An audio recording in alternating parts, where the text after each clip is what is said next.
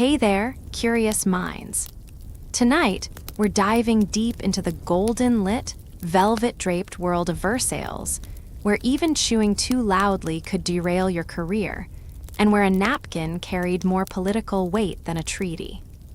You slip into the candlelit corridors of Louis XIV's court, past echoing marble halls and perfumed courtyards, to a place where every movement at the dinner table is as choreographed as a ballet. The dining ritual wasn't just about food, it was the theater of power, a place where loyalty, status, and fashion collided over goose pâté and candied violets. And let's be honest, you probably wouldn't survive this dinner without committing at least 14 social crimes before the appetizer arrived. Quick favor, before you dive into full-on relaxation mode, consider liking and subscribing. It helps more than you know, and I genuinely appreciate it if you do. If not, no worries, I'm just glad you're here. And hey, if you're listening from somewhere cozy tonight, drop a comment with your location and local time. I always love seeing where we're all drifting off from. Wherever you are, I'm glad you're here. Let's take a moment to leave the noise of the day behind. Now, dim the lights, maybe turn on a fan for that soft background hum, and let's ease into tonight's journey together. You arrive outside the Hall of Mirrors long before anyone eats. Not because you're eager, but because if you show up at the wrong time, you won't be allowed inside at all. See, in Louis XIV's world, dining wasn't an open-door event, it was a ranked ritual. You wait in a swirling crowd of silks and powdered wigs, watching for a signal. Maybe a chamberlain in crimson velvet gives the nod. Maybe it's the sound of trumpets echoing through gilded halls.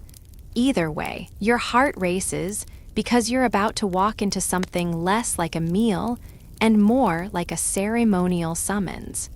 There's a protocol to just entering the room. Your carriage can't pull up too early or too late. It needs to arrive with grace, and ideally behind someone slightly less important than you, but slightly ahead of someone you're trying to impress. Historians still argue whether nobles jockeyed for carriage order intentionally, but judging by the well-documented carriage collisions at royal entrances, it's safe to say pride occasionally overrode brakes. As you descend from your carriage, preferably without tripping on your embroidered cuffs, you must bow. But not just any bow. It's a three-part movement, head, waist, and eyes down, but not so low you look groveling. You're not a commoner, after all, just someone trying not to get exiled for elbowing a prince on the stairs. Inside, the scent of beeswax and expensive perfume clings to the thick air. You catch glimpses of white-gloved hands, silver trays glinting, and a dozen mirrors, reflecting back versions of your nervous expression. You shuffle through velvet ropes like a guest at an elite nightclub, except the bouncers here wear medallions and powdered wigs and can literally ruin your life if they don't like your shoes. Just before the dining hall, a hush falls over the crowd. Louis is about to make his entrance. You stiffen. Everyone does. The orchestra begins, not a full-blown opera, but a stately flourish of violins as the Sun King steps into view. He wears gold-embroidered breeches, a lace cravat that probably costs more than your family estate, and an expression that says, "I know I'm the center of gravity here, and so do you." At this moment, you do not speak. You do not fidget. You do not even look him directly in the eyes unless you want to be remembered as that person who violated eye protocol in front of half the French aristocracy. Instead, you follow the wave, bowing as he passes, watching as the room seems to rotate around him, like planets around a golden sun. He moves slowly, not because he's old, not yet, but because making people wait is its own kind of dominance. When he finally takes his seat at the center of the impossibly long table, flanked by gilded candelabras and delicate porcelain, it's not a cue for you to sit. Oh no, you have to be invited to take your place. Seating is a language of its own here. Every chair has been measured for status, And even the angle your body turns toward the king matters. Too direct and it's presumptuous. Too angled and you risk looking disinterested. Some nobles stand all night just to be seen nearby. It's called being present at the king's table, even if you're 20 feet away and gnawing on stale bread while watching others dine. But proximity was power. You might catch a glance, a nod, or better yet, a question from Louis himself. That alone could launch a career or end one. There are places reserved for the most elite, the princes of the blood, the king's cousins, and occasionally a favorite courtier or a diplomat being flattered. You naturally are seated somewhere respectful but not too close, which means you're safe from immediate scrutiny, but also far from the center of influence. The trick is to act honored, not insulted. To smile gently while your stomach growls and your political aspirations whimper quietly under your wig. And here's the kicker: the meal hasn't even started yet. You're just now adjusting your cuffs, flattening your coattails, and unfolding your napkin, if you dare, more on that later, while a page in a blue sash whispers something behind you about the soup being 2 minutes late. Scandalous. You glance around and realize no one is actually relaxing, not even the king, especially not the king. Louis dines with performance in every gesture. Even historians who worship him admit he spent most dinners eating slowly, carefully, and with theatrical flair, not because he wanted to savor the food, but because he wanted you to watch him savor the power. One courtier once whispered that a roast pheasant had been served so many times, no one knew if it was still food or just a prop. But it didn't matter. The show was the thing. And you are now part of it, like it or not. You take a breath, glance at the chandeliers overhead, and pray you remember which spoon to use first, or at least how to survive the next 2 hours without losing your title, your appetite, or your dignity. Seats are everything. Not just in the sense that you need one to sit on, but in the absolutely unambiguous declaration of where you stood, figuratively and often literally, in Louis XIV's dazzling social universe. You spot your place as you approach the table, but you hesitate, because if your name card, or more often, your servant, directs you to the wrong seat, you've just committed a faux pas that might haunt your lineage. The royal table wasn't organized like a family picnic or even a modern gala. No, this was chess on linen. Precision mattered. Inches mattered.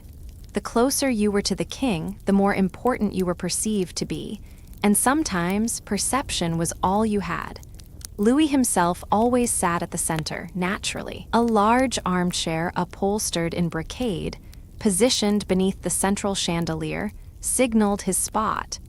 And no one, under any circumstance, ever sat in that chair unless they were the King of France or very confused and very soon to be unemployed.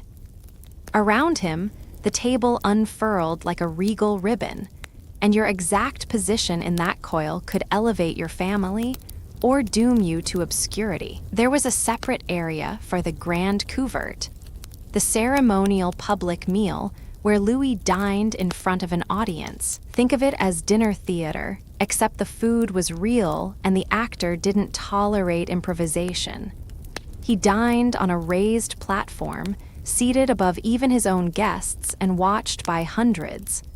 Sometimes, entire families of commoners came just to watch him eat. Yes, you heard that right. Just to watch him eat. It was both honor and humiliation, depending on how far down the table you were and how often you were expected to applaud a particularly elegant slice of duck. Here's where it got strange.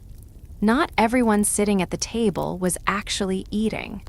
Some were simply there to be seen. Some hoped to be offered a morsel from the king's own plate, which was the culinary equivalent of being knighted with a sprig of rosemary. And some sat with nothing but a goblet of wine, smiling tightly, while pretending not to care that they hadn't touched a fork since Tuesday. The configuration was so rigid that rumors once swirled about a duke, who tried to shift his seat by a single chair to move closer to a princess he fancied. He ended up under unofficial house arrest for 3 days and was then reassigned to a seat near the dessert course, basically social Siberia. Historians still argue whether that punishment was more about protocol or the fact that the princess in question had also snubbed the king's cousin 2 weeks earlier. In Versailles, every decision fed a web of gossip with the appetite of a starved greyhound. You glance sideways and spot a young marquis practically vibrating with nerves as he tries to interpret his chair placement. He's 1 seat too close to a duke and 1 too far from the Comtesse de Soissons, who, to be fair, has a deadly glare and a sharp tongue. Rumor says she once reduced a man to tears over a salad fork. The marquis adjusts his sleeve, leans back, then forward again. And you know what he's thinking. Did I just commit a seating sin? Is someone going to notice? Is my inheritance about to be reassigned to a cousin with a better chair? But the masterstroke of this social engineering, Louis didn't just allow this chaos, he designed it. Every single seat was calculated, documented, reviewed. His secretaries managed dining charts with the same intensity modern governments manage nuclear codes.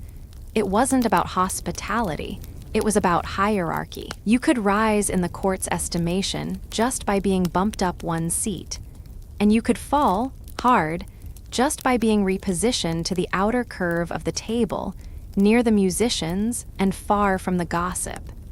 And heaven help you if you tried to change your seat without royal approval.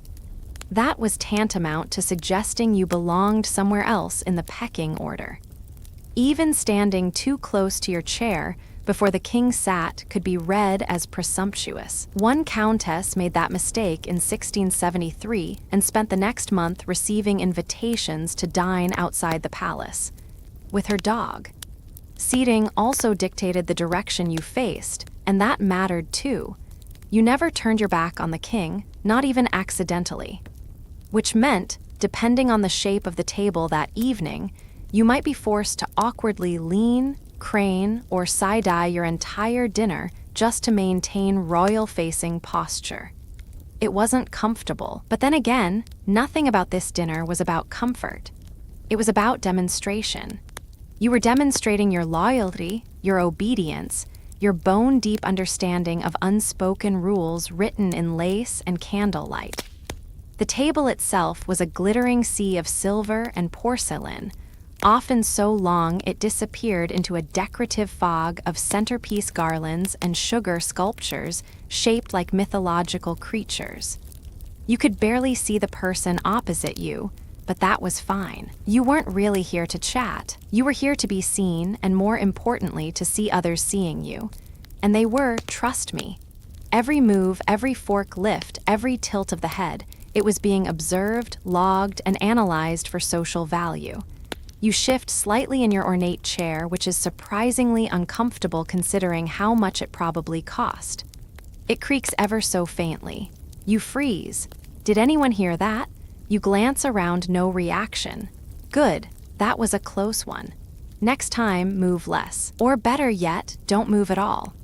One of the lesser-known quirks of the Versailles seating arrangement was the secret competition among courtiers to get seated near the fire in winter. Not because they were cold, though they absolutely were, but because Louis himself hated being cold and preferred warm company. If you were near the fire, you were probably near Louis. And if you were near Louis, you were visible. Visibility was everything. As one contemporary put it, to be noticed by the king is to exist. To be unseen is to wither. A bit dramatic, but then again, so is everything here.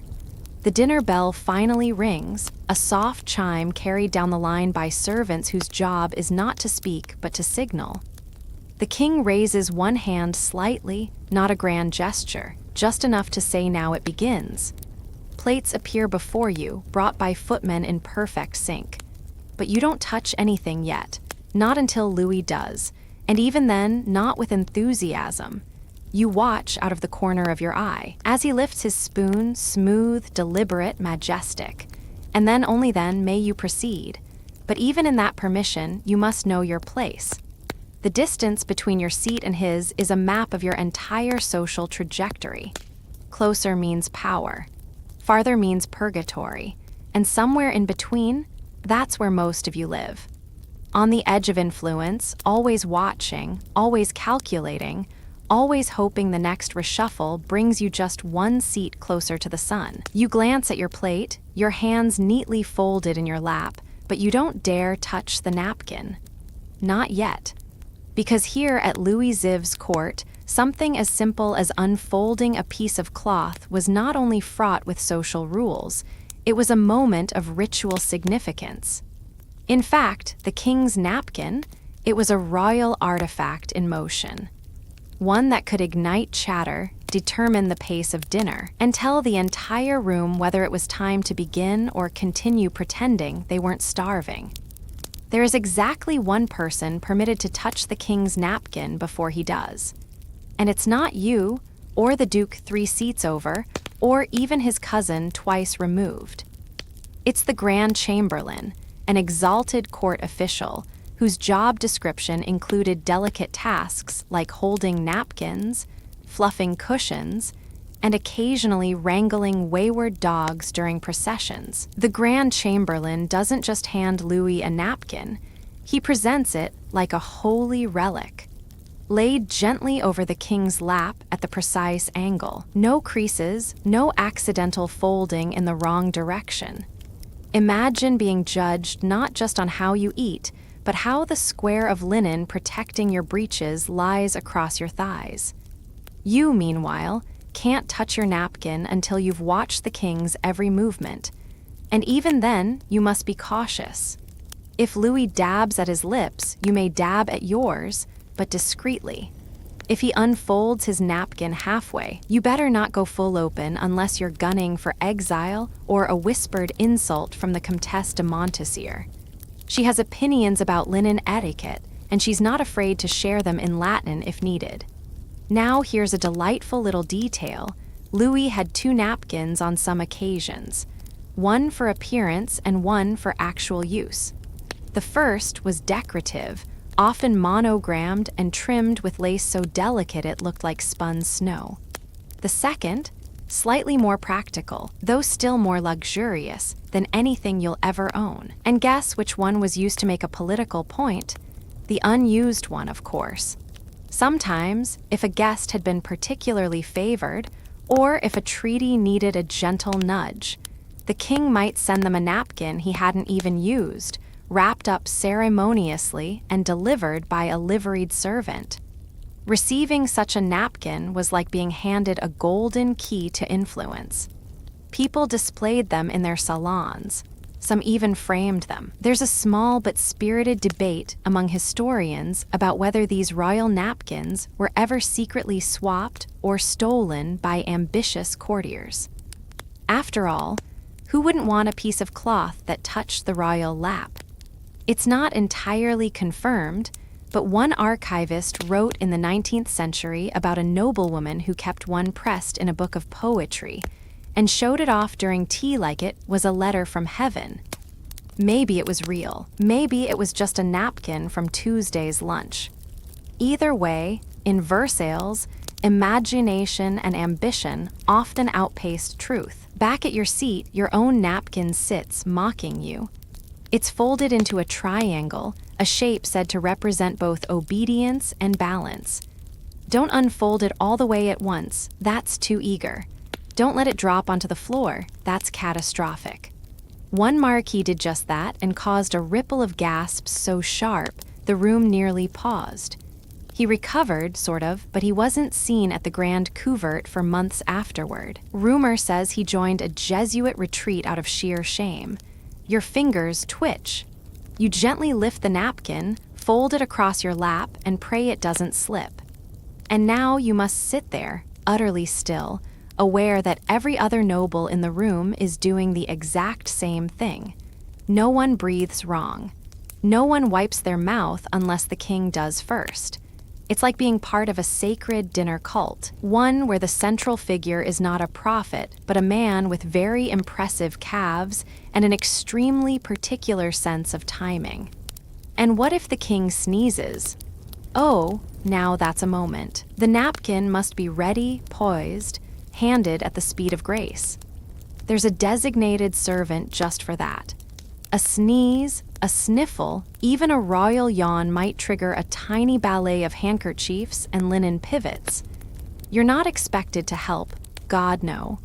But you are expected to look pleasantly attentive, like someone who would offer a handkerchief if they weren't 10 ranks too low and terrified of making eye contact. This obsession with napkin etiquette wasn't isolated to Louis XIV's time, but he elevated it to an art form.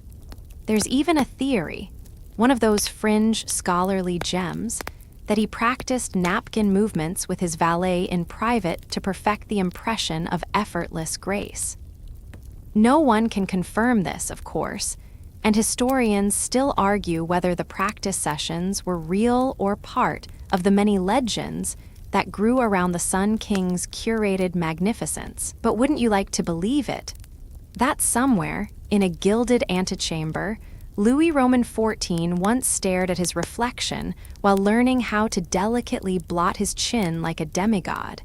You glance around the table. Some guests have managed their napkins flawlessly. Others have that haunted look of someone who knows they just folded theirs wrong, but is trying to play it cool. There's always one overeager courtier who unfolds the whole thing like it's a picnic blanket and drapes it across their torso. They'll be mocked later in soft, venomous whispers behind silk fans and within polite but damning letters sent to distant cousins. Even the napkin's fabric is judged. Most are made of the finest linen or cotton, bleached to near-blinding whiteness, occasionally embroidered with crests or subtle fleur-de-lis. The softest ones come from Cambrai, a region famous for such textiles. Owning a napkin from Cambrai was the equivalent of today's designer handbag. You might not need it, but you'd better have one, or at least talk about it convincingly at salons. In one instance, documented in a servant's diary, of all places, a visiting English ambassador allegedly brought his own napkin to court, claiming he didn't trust French laundering practices. That napkin mysteriously disappeared before dessert, and though it was never proven, the ambassador was offered a small apology gift, a silk pouch containing an authentic royal napkin and a strongly implied warning to never bring his own again. You settle into the rhythm of it now. Dab gently, fold back if needed, never let it rest on the table between courses, and above all, never, ever tuck it into your collar. That's a vulgar habit of the bourgeoisie, and if you try it here, you'll be lucky to avoid a scandal cartoon in the next round of underground satire pamphlets. Napkin etiquette, you realize, is a kind of unspoken test. It reveals your rank, your awareness, your training. It's not about cleanliness, it's about control. Mastering the napkin means you've mastered yourself, or at least the illusion of it, which in Versailles might be the same thing. So now you've managed to sit correctly, position your limbs within the boundaries of royal grace, and unfold your napkin without committing social suicide. Bravo! But you're not in the clear yet, not even close. Because what's resting quietly on the table in front of you, gleaming under candlelight and practically humming with judgment, is a fork. Or maybe not. That's part of the problem. In Louis XIV's Versailles, the presence of a fork was never a guarantee, and its use was a topic of ongoing polite warfare between fashion, tradition, and an ever-paranoid court. You might be thinking, surely the most refined court in Europe knew how to handle a fork. Surely these velvet-draped nobles with powdered curls weren't slurping their meat off knives like medieval peasants. Oh, sweet listener. They absolutely were, and they were doing it with flair. Because while forks did exist, had existed, in fact, for centuries, their widespread use in France was still up for heated debate. At Versailles, the fork wasn't just a utensil. It was a statement.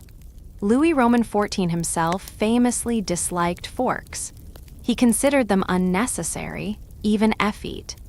This was a man who ate with gusto, who believed in the sensuality of food, who reportedly preferred to use his fingers and knife whenever possible. There's an account from a court chronicler, probably embroidered for effect, that describes the king spearing roasted meats with such casual elegance, you'd have thought he was conducting an orchestra. And yes, he had access to the finest forks in Europe, carved ivory, silver with inlaid rubies, but he often ignored them completely. This, of course, made it very complicated for everyone else. If the king wasn't using a fork, you didn't either. Not unless you were very bold, very foreign, or very, very clueless. There were occasional exceptions. Fish, for instance, posed a special challenge. No one wanted to watch a duchess pick bones out of her mouth with a knife. So a small, delicately curved fork might be permitted, if the course was delicate enough and if someone else at the table braved it first. But the tension was always there. Do I reach for the fork? Is this a fork course? Is this a trap? You're staring at the utensil now, aren't you? Wondering if it's a decoy, a test to see if you'll reveal yourself as a modernist before the cheese even arrives.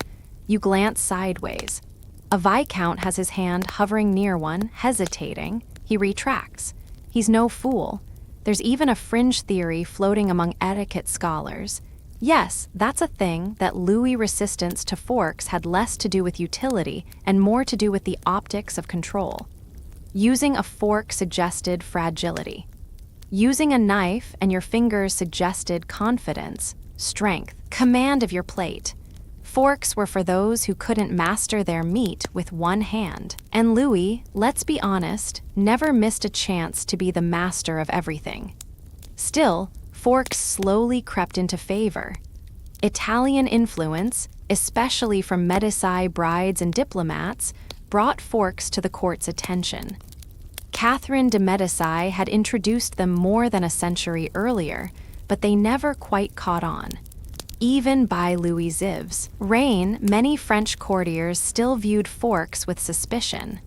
Too dainty, too foreign. There were whispers of people using them in private, behind closed doors, like guilty pleasures. One baroness was caught importing Venetian forks with mother-of-pearl handles and nearly had her reputation forked into oblivion. Historians still argue whether forks were actively banned or just passively discouraged, but one thing is clear: their presence on the table was a calculated risk. Some nobles had their personal fork bearers. Yes, an actual servant whose sole job was to produce a fork at the precise moment it wouldn't get you exiled. These fork bearers were stealthy, like napkin ninjas. They moved quickly, discreetly, and often disappeared before the next course. You pick up your knife instead. Good call. It's polished and ornate, the handle carved with a family crest you don't recognize, but you pretend it's yours. You cut into your duck confit very carefully, of course. No sawing, no scraping the plate, and definitely no shoving pieces into your mouth like a peasant fresh from the fields. This is Versailles. Darling, even chewing has choreography. Still, you feel the fork staring at you, beckoning, threatening. A question in silver form, to use or not to use. And you wonder, for just a second, what would happen if you picked it up and defiantly twirled your noodles like some Italian libertine. Would you be ejected? Would a powdered magistrate appear and confiscate your property? Or would everyone else at the table breathe a secret sigh of relief and follow suit, grateful someone finally broke the silence of time-related terror? There's a famous, if probably apocryphal, story of a German diplomat who brought his own fork to dinner, used it proudly, and was then politely never invited back. Some say he left it behind and it was displayed for weeks as a cautionary tale. Others claim it was melted down and reforged into a shoe buckle for the king's hunting boots. The truth is lost, but the message lingers. Be careful with your cutlery. And it wasn't just using the fork that was risky. It was how you used it. You had to hold it delicately, with the tines curved downward. None of this shovel it in nonsense.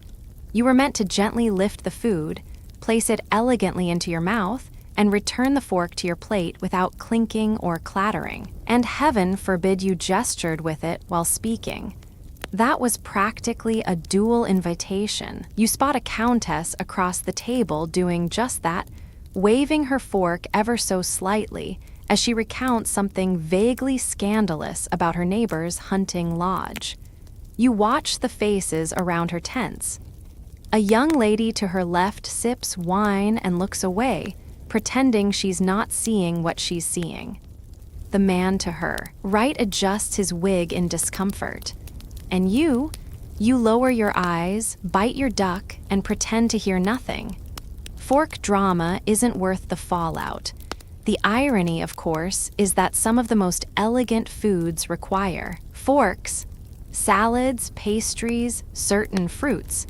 But Versailles was never about practicality. It was about impression, about navigating the constant tension between old world honor and new world vanity, between looking like a traditionalist and risking a smear of sauce on your lace cuff, or looking like a forward-thinking diplomat and risking complete ostracization. Even the kitchen staff, several floors below, joked in their diaries about fork-worthy meals versus finger fare.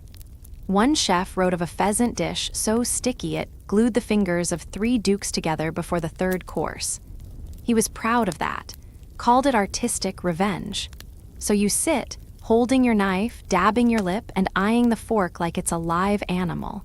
You might use it later if the king signals the shift, or maybe you won't, content to play it safe. Because in the end, forks weren't just tools, they were social landmines, plated in silver and polished with paranoia. Soup arrives, and suddenly the room tightens like a string pulled just a little too far. You'd think soup would be the easy part, right? A gentle start to an overwhelming dinner. A chance to ease into the ceremony with warm broth and a soft sigh. But not here, not in Versailles, not when you're one ladle away from total humiliation. Because when the soup course begins, you're not just expected to eat, you're expected to perform.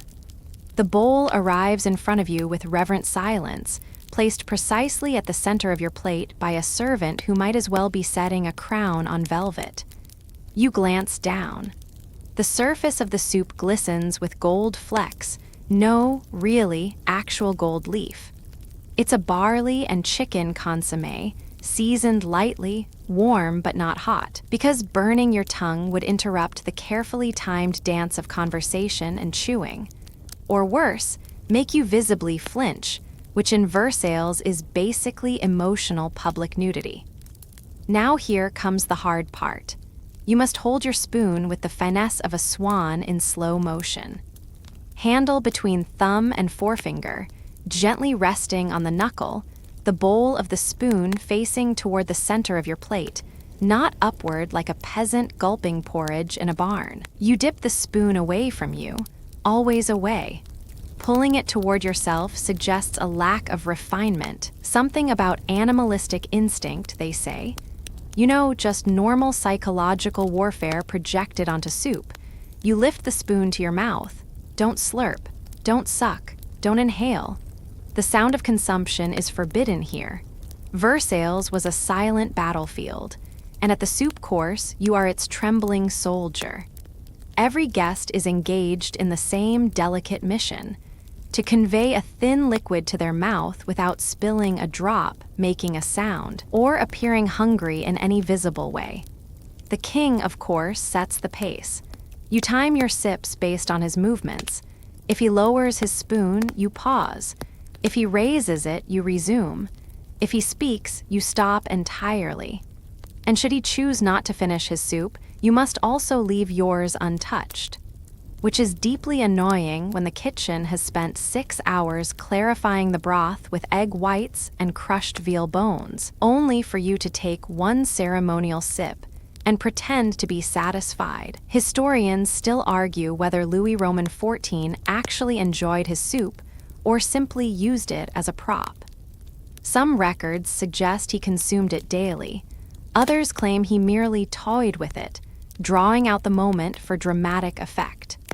There's a curious little anecdote in a footnote of a servant's journal that hints he once had 5 different soups presented in a single evening, chose none, and instead asked for a peach. It's unclear if the peach was symbolic or just a flex. Meanwhile, you're beginning to sweat slightly, not from the temperature, but from the pressure of not dribbling. Your powdered wig is unhelpfully warm, and the candles are radiating heat like miniature suns. You dab at your forehead with the corner of your napkin, hoping no one notices, and pray your trembling hands don't accidentally clink the spoon against your bowl. There are rules about what to do with the spoon when you're done, of course. Never leave it in the bowl. That's barbaric. You must gently rest it on the underplate, angled precisely. Too far to the right, you look clumsy. Too far left, you appear indecisive. There is a correct tilt, and you're expected to know it. One servant even carried a wooden angle guide for training purposes, though he never revealed it in public, probably under threat of exile. Or worse, demotion to napkin folding duty. You can't help but glance at the Duke 3 seats down. He's older, more confident, and handles his spoon like it's part of his anatomy. Smooth, steady, almost lazy, you hate how calm he looks. But he's probably spent 20 years perfecting that movement. Maybe his tutor back in Burgundy made him practice on water until he stopped spilling. Maybe his valet coaches him between courses. You don't know. But in this moment, he's soup royalty. Then there's the newcomer. A young viscount with trembling hands and a pink complexion who misjudges the spoon-to-mouth arc and lets a single drop roll down his chin. It lands on his collar. The room doesn't gasp, but it notices. Tiny glances ripple outward. A tight-lipped smirk from the Marquise across the table. A servant's brief pause before continuing to clear a plate. The Viscount swallows hard, not the soup, but the shame. He's done for the night. His name will appear in at least 4 letters tomorrow, described as enthusiastically moist or suffering a minor broth tragedy. Another forkless course slides into place. Still soup adjacent, maybe a consommé with tiny floating morsels or a chilled beet velouté in summer months.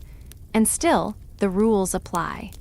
One lady-in-waiting was once scolded for using her spoon to chase a single floating pearl onion too aggressively. She claimed it mocked her and was later found talking to a painting of the king's favorite horse. The pressure gets to everyone eventually. But if you're clever, really clever, you can turn soup to your advantage. A precisely timed pause, a thoughtful glance toward the king as you lower your spoon. It suggests reflection, poise, grace under pressure. It suggests you belong here. Some courtiers turned soup into their best performance. They practiced expressions in mirrors, dignified interest, subtle amusement, the ever-popular "I've tasted better, but I shan't complain." And then there's the fringe element. One satirist, writing anonymously, of course, once claimed that Versailles nobles were so obsessed with soup formality that they trained pet dogs to imitate the movements during private practice dinners. No one could confirm it, but someone else did report a Pomeranian scene with a monogrammed bib and a silver spoon. Coincidence? Probably not. You set your spoon down. The correct angle, the right side, the graceful wrist flick. You think you've done it. No splashes, no slurps, no glances of pity from your peers. This is a win. A small one, sure, but in the court of Louis Roman XIV, surviving the soup course with your dignity intact is a better political accomplishment than many minor treaties. You lean back, just slightly, heart still racing beneath your brocade waistcoat.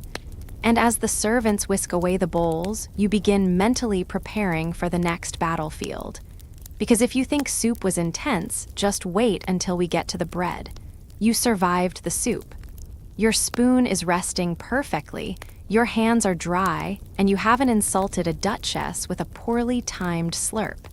You'd think that earns you a moment of calm. But then, silently, almost ominously, a small basket appears before you, and you feel the entire temperature of the room shift again. Bread has entered the chat. At first glance, it seems harmless. Just bread. No sauce. No silver. No cryptic utensil conundrums.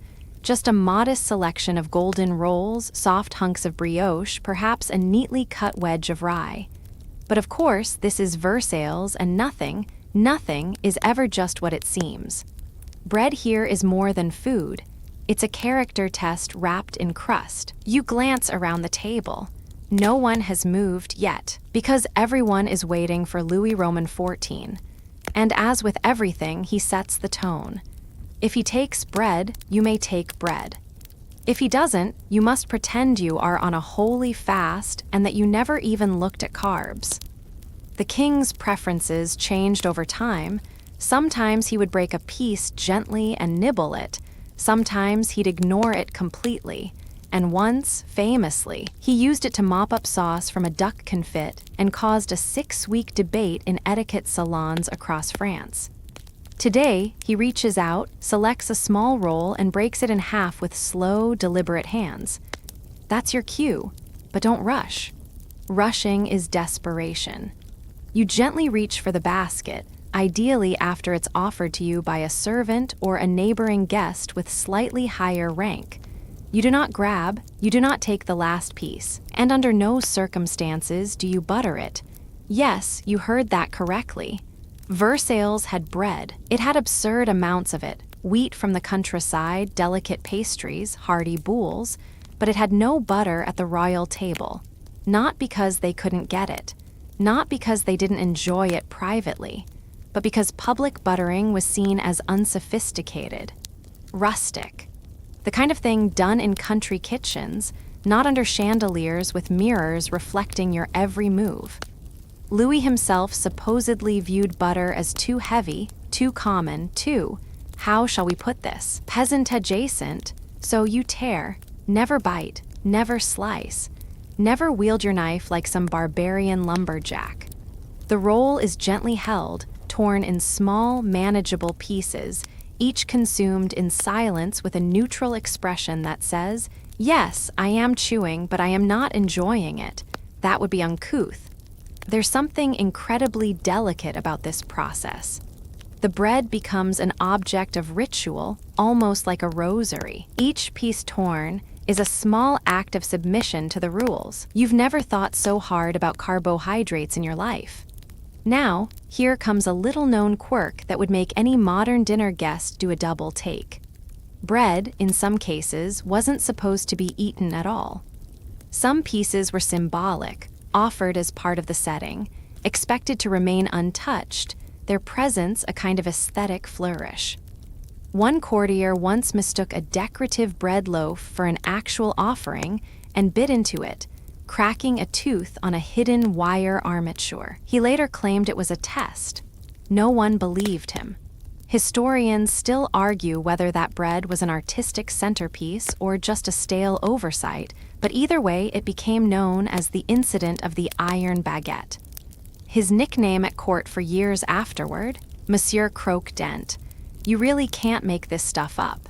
You pick apart your roll, delicately chewing, no sound, no crumbs left behind. You notice a few others doing the same, eyes darting around to see who's watching whom. There's a subtle hierarchy to bread behavior.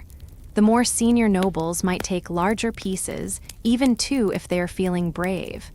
Younger courtiers barely touch theirs, terrified of overstepping.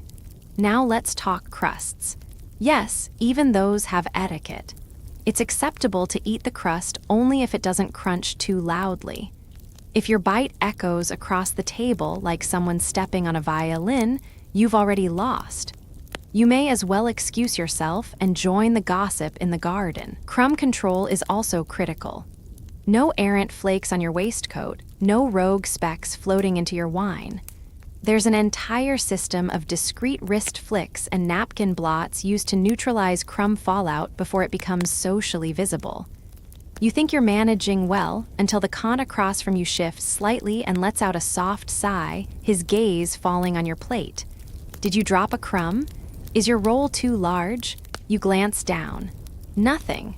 Still, the paranoia is real. One wrong move with bread and the whispers start. Did you see how he gripped that loaf? Like a farmer's son. And there were consequences.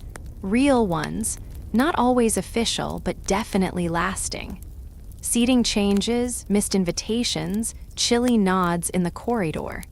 A minor earl once bragged that he'd been offered bread before anyone else, accidentally, as it turns out, and was promptly reseated at the following banquet near the back wall, next to the tapestry of Hercules wrestling an eel. The message was clear: know your place and handle your bread accordingly. What made it worse was that you knew the servants were watching too, not judging exactly, but definitely taking mental notes. Some even passed along comments, subtly, of course to higher-ranking guests. Madam, the young gentleman at seat 7 folds his bread like laundry. And just like that, your name appears in some duchess's diary under bread offenses. And you're a legend for all the wrong reasons. You notice now that the bread has a specific smell. Warm wheat, a hint of herbs, a whisper of citrus maybe. That's intentional. Scented bread was a trend for a time, especially during spring banquets. Bakers would infuse loaves with lavender or orange zest, and while it wasn't officially discussed at the table, everyone noticed. One lady once wrote that her suitor's bread tasted faintly of violet and arrogance. Not a compliment. And then, just as quietly as it arrived, the bread vanishes, taken away by servants with gloved hands and expressionless faces. You exhale ever so slightly. You made it. You ate bread in Versailles without drawing shame, laughter, or poetic condemnation. But the battle's not over. Not by a long shot. You know what's next. And unlike the innocent-seeming bread, it involves spitting with style. You sense it before you see it. A subtle tightening of shoulders around the table. A pause in the delicate conversation about harpsichord recitals and the tragic decline of a particular rose varietal. Then, gliding silently across the polished floor, comes a footman carrying something that shimmers under the candlelight. It's low, circular, and unmistakably odd for a dinner setting, unless you've dined in Versailles before. It's the royal spittoon. That's right. The king's table, the epicenter of elegance, refinement, and enough gold leaf to cover an opera house, had a sanctioned mechanism for politely ejecting chewed matter from one's mouth. Welcome to the paradox of Versailles, where one wrong elbow could ruin your social life, but public spitting, under very specific conditions, was a sign of elite grace. The spittoon itself was a work of art. Crafted from porcelain or fine brass, often lined with silk or velvet on the interior, and sometimes featuring intricate enamel designs. One particularly famous model was rumored to be inlaid with pearls and had a miniature portrait of Louis himself at the bottom, as if to remind you that even your discarded morsels owed their dignity to the monarchy. Now, don't confuse this with crude hawking or open-mouth disasters. No, this was refined spitting. Controlled, discreet, an art form in its own right. The French called it ci délester, to unburden oneself, which somehow makes it sound like a spa treatment instead of a dining maneuver. The protocol went like this. If you found yourself with an inedible bit of pheasant bone, a rogue bit of gristle, or, heaven forbid, something that offended your sensitive palate, you didn't grimace. You didn't make a face. You simply reached without urgency for your serviette. you tilted your head ever so slightly. And with a practiced flick of the tongue, you transferred the offending item into the napkin, never breaking conversation. Then, at an appropriate moment, the napkin was folded precisely and placed in the direction of the waiting servant, who then discreetly disposed of it into the spittoon, often with a gloved hand and a silent prayer to the patron saint of restraint. But wait, you're not Louis Roman XIV, and that means you don't get the fancy enameled spittoon. There's a hierarchy, of course. The king had his personal receptacle stationed nearby, sometimes held by a designated valet who stood motionless like a statue, just in case His Majesty needed to dispose of something mid-sentence.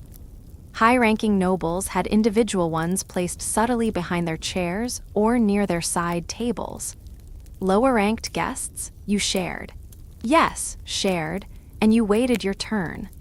Imagine the moment, you're mid-bite, and suddenly encounter something unchewable. You've executed your polite napkin maneuver, but the spittoon is 3 seats away, currently being used by a marquis who's taking his sweet time trying to angle his deposit just so. You sit, dabbing your lips, pretending you're not holding semi-masticated pigeon in your linen.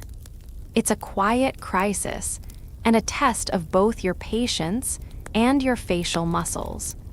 The real spittoon masters could eject something from their mouths and return to conversation so smoothly you'd never know it happened. Some even turned it into a kind of performance. The Duchesse de Bouillon once supposedly spat a fish bone into her handkerchief with such grace that it was described in a salon poem as more lovely than a curtsy. That's the bar you're up against. Now, before you judge too harshly, remember, Versailles meals could go on for hours. Dishes were elaborate, meats often undercooked, and certain game birds were served with bones still intact, wrapped in gold foil for show. There was plenty to spit, and while table manners were famously rigid, there was also an unspoken understanding. The body has limits. The mouth, too, must sometimes reject the opulence. Historians still argue whether the royal spittoon was primarily used for food, or whether it occasionally served as a discreet emesis vessel after one too many helpings of cream-laden pâté. Some claim the king's physician once advised Louis to purge discreetly mid-meal to maintain balance of the inner temperament, though this remains an unproven theory, likely because nobody wants to imagine regurgitation in brocade. But even the spittoon had its controversies. There was the infamous incident involving the Duc d'Aiguillon, who allegedly mistook a decorative vase near the window for a personal spittoon during a summer banquet and used it accordingly. Unfortunately, the vase belonged to the king's aunt and was on loan from the Louvre. The Duchess fainted. The vase was removed. The Duke was never seen at dinner again, though some say he was reassigned to diplomatic duties in Warsaw, which in court terms might as well have been exile to the moon. Of course, all of this operated under the cardinal rule: never let the king see you spit. It wasn't forbidden, it just had to be invisible. Louis Roman XIV understood that the human experience had its limits, but he preferred those limits to exist just outside his line of vision. If you could manage to rid yourself of a chunk of veal tendon without so much as a flicker crossing your face, you'd passed a subtle test. The king appreciated subtlety and loyalty and the ability to act like nothing ever needed to be spat out in the first place. For women, the rules were even stricter. Most weren't supposed to spit at all, not publicly. If something went awry, they were expected to simply stop eating and quietly signal a lady-in-waiting to address the issue away from the table.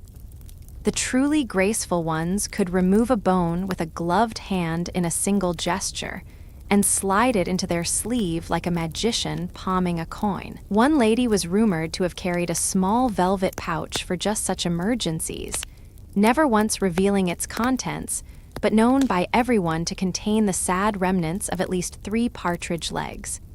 And speaking of sad remnants, let's not forget the poor staff tasked with cleaning these things. Spittoons were emptied constantly, washed, refilled with scented water or wine vinegar, sometimes even lined with fresh rose petals for a more agreeable atmosphere. As one manual put it, a royal footman once claimed that if he stood too long near the king's spittoon, he could guess which course was being served based on the aroma alone. Imagine that as a resume skill, olfactory food disposal forecasting. It wasn't just the physical act of spitting that mattered. It was how, when, and with what facial expression you did or didn't acknowledge it. Done poorly, it was grotesque. Done well, it was elegant theater. A small rebellion against the constraints of decorum, dressed up in silk and silver. You, having survived your first minor spitting scenario with decent stealth, feel oddly accomplished. Like you've passed some bizarre rite of passage. You dab your lips. You avoid eye contact with the valet carrying away the napkin. And you sit back, just in time to watch the next course arrive with a parade of servers so synchronized it might as well be a ballet. You've endured bread. You've survived the spittoon. But now comes something even more treacherous. Something so delicate, so political, so drenched in symbolism that even reaching for it might get you reclassified as socially reckless. It's wine time. The goblet is already there when you glance down.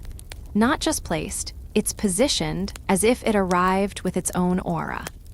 Clear crystal, subtly engraved, sitting just above your knife and slightly angled in the direction of the king. You don't reach for it, not yet, because you've been warned. The wine ritual at Louis XIV's table is not merely a beverage service. It is a liquid symphony of hierarchy, timing, and symbolism, and you are but one uncertain note in the score. First off, you don't pour it yourself. That much is clear. Pouring your own wine at Versailles is a bit like handing yourself a medal at a royal ceremony, unthinkably gauche. Instead, a footman hovers nearby, alert and attentive, waiting for the moment when your glass is deemed worthy of filling. And that depends on several things: the course, your rank, the phase of the moon, possibly. Because the truth is, sometimes you get wine and sometimes you don't, and you're not allowed to ask. Now, let's talk about what kind of wine. It wasn't just any bottle pulled from a dusty shelf in the Shade House cellar. Oh no. Each variety was selected for the mood, the temperature, even the perceived emotional tone of the guests. Burgundy for seriousness. Champagne for flirtation. A particular rosé rumored to ease digestive discord. Occasionally, a honeyed white from Gascony that made one noblewoman reportedly propose marriage to a salt spoon. The king's wine, of course, was special. Not merely in taste, but in ritual. It came in a separate decanter, handled only by select sommelier valets who had taken an actual vow not to discuss the wine outside court. And Louis Roman XIV, being the orchestrator of all things majestic, didn't always drink the wine. Sometimes he'd merely swirl it, inhale it, and place the glass back down as if to say, that was enough of that.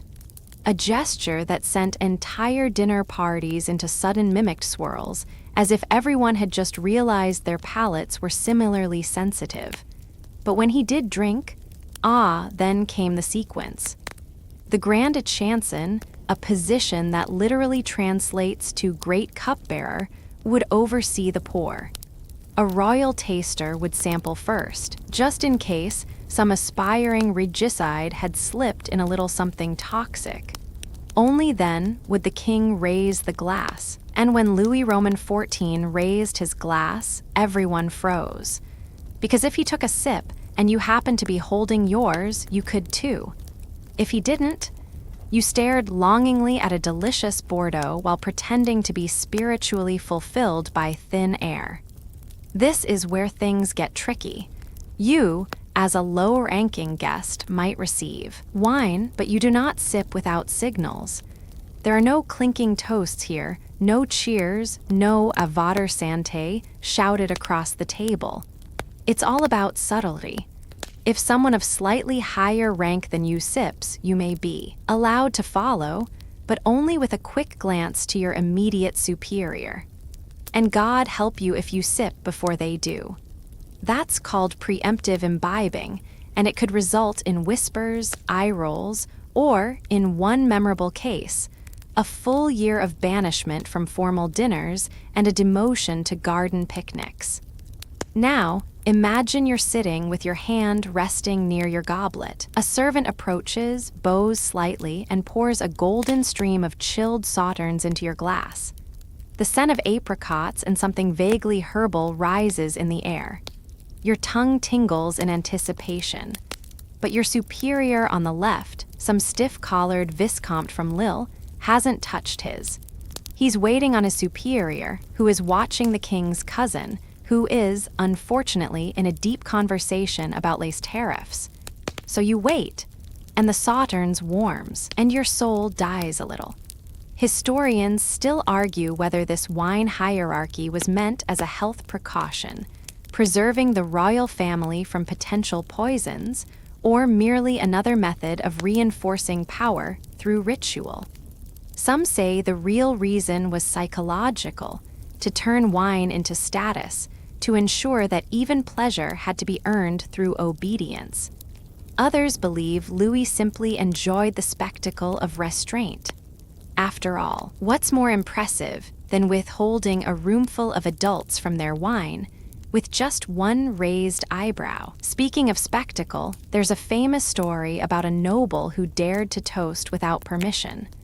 The Marquis de Soissons, emboldened by flirtation and 3 previous courses of underseasoned quail, lifted his glass and toasted to beauty and to appetite. Everyone froze. The king paused mid-bite. The room held its breath. Louis gave a thin smile and said nothing. The Marquis was reassigned within the week to Corsica, as governor of a fort surrounded by sheep and melancholy sea mist. That, at Versailles, is called a subtle punishment. Of course, there were exceptions. If you were a favored courtier, the king might glance your way mid-sip, almost as if inviting you in. These were rare moments, dangerous moments, because if you misread the glance, if it wasn't meant for you, then you just toasted yourself into obscurity. But if you got it right, you'd feel the warmth of royal favor like the first sip of mulled wine on a cold night. Euphoric, brief, and slightly spiced with anxiety. Sometimes, during especially grand banquets, coordinated toasts would occur, usually pre-approved by the master of ceremonies and rehearsed in advance like a stage play. There's record of a toast in honor of Louis's new fountain system. Yes, the plumbing got its own toast, where over 200 goblets were raised in synchronized motion. A footman fainted from the strain of tracking signals. The king was reportedly pleased. And what of spills? The dreaded accident? Ah, yes, the great fear of every trembling hand and slippery cuff. A spill could be forgiven, but only once. After that, it marked you as Wine Week, an unofficial label that could haunt your reputation through at least 2 seasons. One duchess, after knocking her goblet during a New Year's feast, was offered a decorative thimble instead of a full glass at the next dinner. Just enough for your temperament, they'd said. She laughed politely and cried in private, as one does. There were always whispers about the wine. Was it drugged, watered down, reserved only for allies? Some believed Louis had special batches brewed to make guests more agreeable or drowsy. One vintner's diary mentions a batch labeled Silencius, rumored to calm loud mouths without causing unconsciousness. Totally unverified, completely believable. You glance again at your goblet. Finally, blessedly, your superior lifts his glass. He takes a tiny sip. A flick of the wrist, a pause at the lips. You mimic it with monk-like reverence. And for a brief moment, the flavor washes over your tongue. It is exquisite, chilled perfection, a silent reward for obedience and patience. Then the goblet is lowered and conversation resumes as if nothing happened. And yet, you've just passed another test. You've proven restraint, awareness, timing. You didn't drink too early, didn't gulp like a peasant, and didn't giggle when the sommelier mispronounced Gewürztraminer. You are, for now, surviving, but don't get comfortable, because as the wine settles in your veins and your stomach warms ever so slightly, the next course arrives. And this one isn't about silverware or rank or liquid choreography. It's about flavor, intensity, aroma. It's about how to eat something that smells like a chemistry experiment but tastes like heaven. It's cheese time. The scent hits you before the platter lands on the table. It's not unpleasant exactly, but it is assertive. Like a small, confident mammal has entered the room and intends to stay. A whisper of ammonia, a nudge of earth, and a distinct sharpness that makes your nose wrinkle without your consent. This, you realize, is not your average after-dinner cheese plate. This is Versailles. And the cheeses served at Louis XIV's table come with reputations, histories, and, frankly, personalities of their own. You try not to visibly flinch as the serving footman passes behind you, cradling a wheel of epoisses in a ceramic dish as if it's a sacred artifact. It jiggles slightly. A noble to your left murmurs, "Ah, the monk's revenge," and dabs a handkerchief to his nose. This is the stage of the meal where stomachs are full, minds are soft, and the entire room smells faintly like a damp cellar in Burgundy. The king, naturally, looks serene. Let's be clear. Cheese in Louis XIV's court is not an afterthought. It is not a palate cleanser or a snack to nibble while daydreaming about dessert. It is a statement. A fermented, textured, complex assertion of French dominance, both cultural and digestive. You are meant to savor it, analyze it, and, if necessary, pretend to like it, even as your throat makes diplomatic complaints. This course is more than flavor. It's geography on a plate. The cheeses come labeled not just with names, but with origin stories. Brie from the Isle de France, soft, mild, considered feminine and politically neutral. Roquefort from caves in the south, strong, blue-veined, reportedly beloved by warriors and priests. There's a delicate round of Camembert, a relative newcomer, and something called Langers, which appears to be collapsing in on itself with quiet dignity. Now, there's no official method for eating the cheese, but there are expectations. First, you wait for the king to be served, as always. Once he cuts a slice, usually from the center, like a man slicing into a sacred relic, everyone else may proceed. But you don't just grab the nearest wedge and go. You consider. You tilt your head thoughtfully, as if recalling a long-lost cheese mentor. You slice carefully, using the provided ivory-handled knife, and place your selection on the tiny porcelain cheese plate you've been issued specifically for this purpose. Bread is acceptable, but not required. If you use it, use only one piece. Tear it by hand. Spread gently. Do not dunk, pile, or smush. A courtier once dipped her cheese in wine and was not invited back until her youngest son entered the priesthood. Historians still argue whether Louis Roman XIV actually liked cheese. Some say he avoided it for health reasons. He did suffer frequent toothaches and was known to distrust overly pungent flavors. Others claim he used cheese as a social equalizer, a way to observe how courtiers responded under pressure, to see who could mask their disgust with polite praise. Still others suggest the king merely tolerated cheese as a matter of national pride, nodding sagely while privately hoping for a tart instead. Regardless, the cheese platter always appeared, and it was never small. At its peak, a dinner at Versailles might include over 30 varieties: cow, goat, sheep, and occasionally something referred to only as alpine experiment. They came arranged like a map, flowing from north to south, soft to hard, innocent to existential crisis. By the time you reached the runny interior of a perfectly ripe Mont d'Or, you'd either found your calling or surrendered your dignity. Then there were the conversations. Cheese sparked debates at the table that rivaled theology and foreign policy. One noble swore allegiance to Cantal, comparing its firm texture to a well-trained horse. Another dismissed anything non-blue as milk's unfinished business. A duchess once gave a lecture on fermentation, so impassioned it ended with applause, and a later correction by an actual dairy farmer in the gallery. It's a lot to digest. You steel yourself. You've selected a modest sliver of Saint Marcellin. It trembles slightly as you lift it. The aroma blooms, ripe, assertive, buttery, with a hint of something you can't identify. You glance around. A few courtiers are fanning themselves. One young man with impeccable hair appears to be weeping silently. You place the cheese on your tongue and let it dissolve. It tastes like a confession whispered in a barn. Here's the thing. You're not expected to love every cheese, but you are expected to engage with it. Describe it if asked. Make a polite remark, even if it's just, "Oh, how rustic." Never spit, never gag, never push your plate away with a shudder.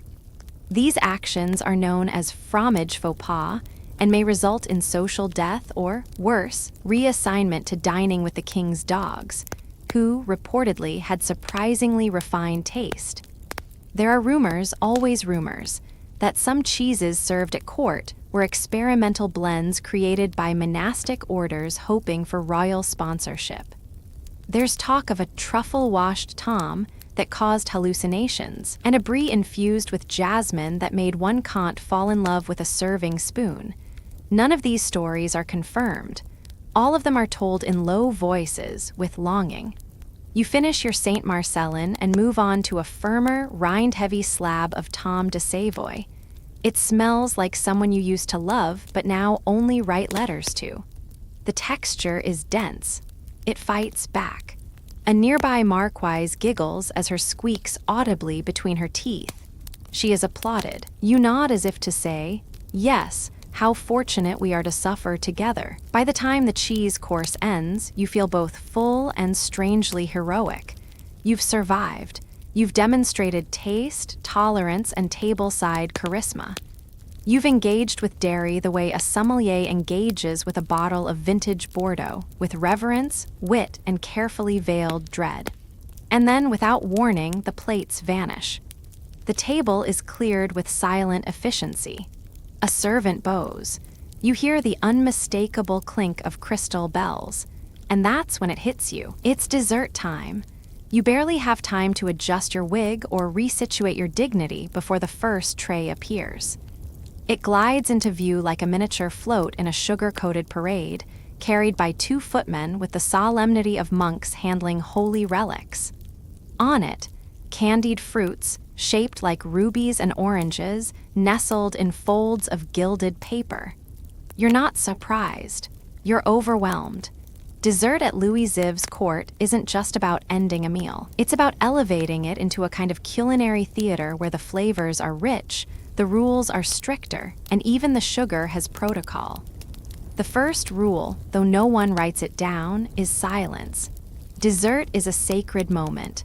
It's the lull in courtly conversation when gossip fades and admiration for artistry takes over. You're supposed to gaze, not grab, contemplate, not chew. Touch nothing until Louis does, of course. If he leans toward a tartlet, others may begin cautiously nibbling their own dainty portions. Until then, the only thing moving are your eyes. Now, despite what you might expect, dessert isn't an explosion of sweetness designed to send you into a coma. It's balance. French balance, which means layers, textures, restrained flamboyance, and the occasional pastry shaped like a Greek temple. What you receive depends on the season, the cook's mood, and the availability of flamingo eggs. Yes, flamingo eggs were real. And no, you don't get to ask why. You just eat the custard and say it's divine. The king has a known fondness for fruit, particularly preserved fruit. You spot glistening cherries soaked in brandy, slices of pear dusted with powdered sugar, and whole oranges hollowed out and stuffed with almond cream. That orange, by the way, is worth more than your shoes.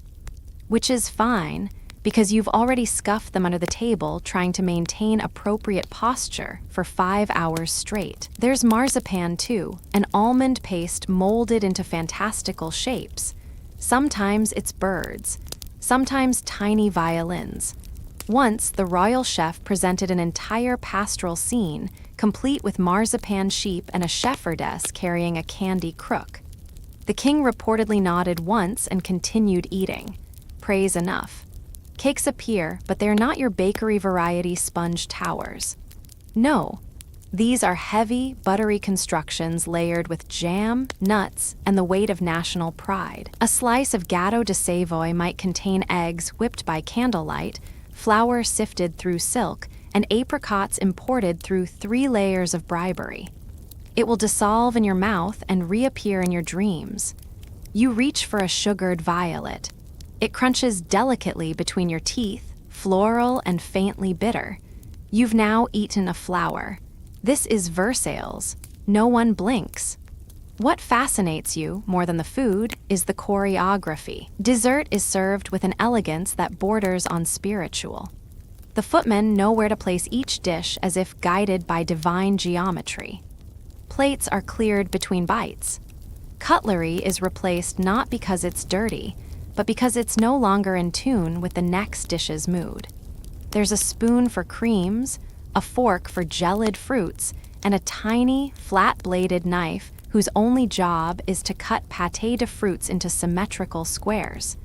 You didn't know fruit jelly had standards, but here we are. And the sounds, oh the sounds, not chewing heavens no, but the quiet clinks of delicate porcelain, the faint crackle of sugar shells breaking, the shared murmurs of agreement when someone dares whisper.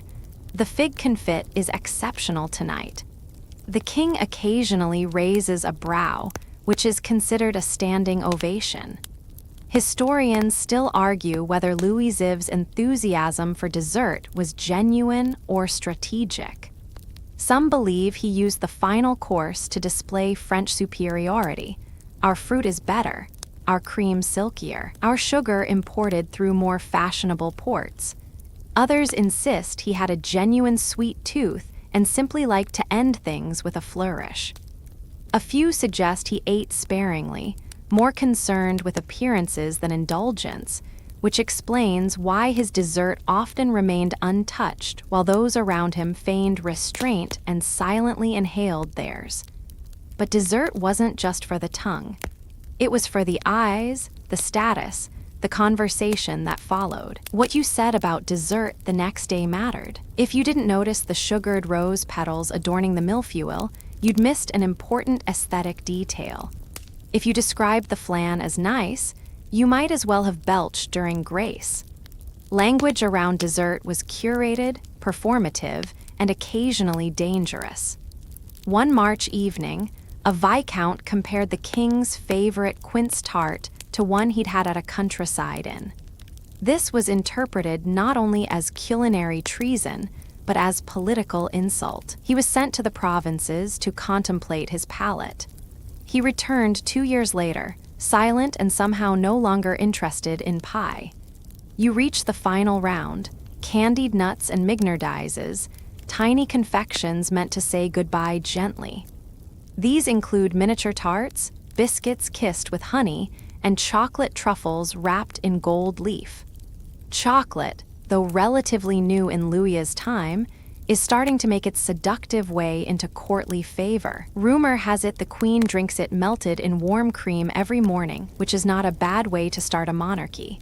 You take a single candied walnut. It shatters slightly when you bite. Sweetness, then the buttery depth of the nut. You don't smile because smiling is gauche, but you do allow your eyelids to lower slightly in what's known as a dessert nod. It means, yes, this is correct, all is well.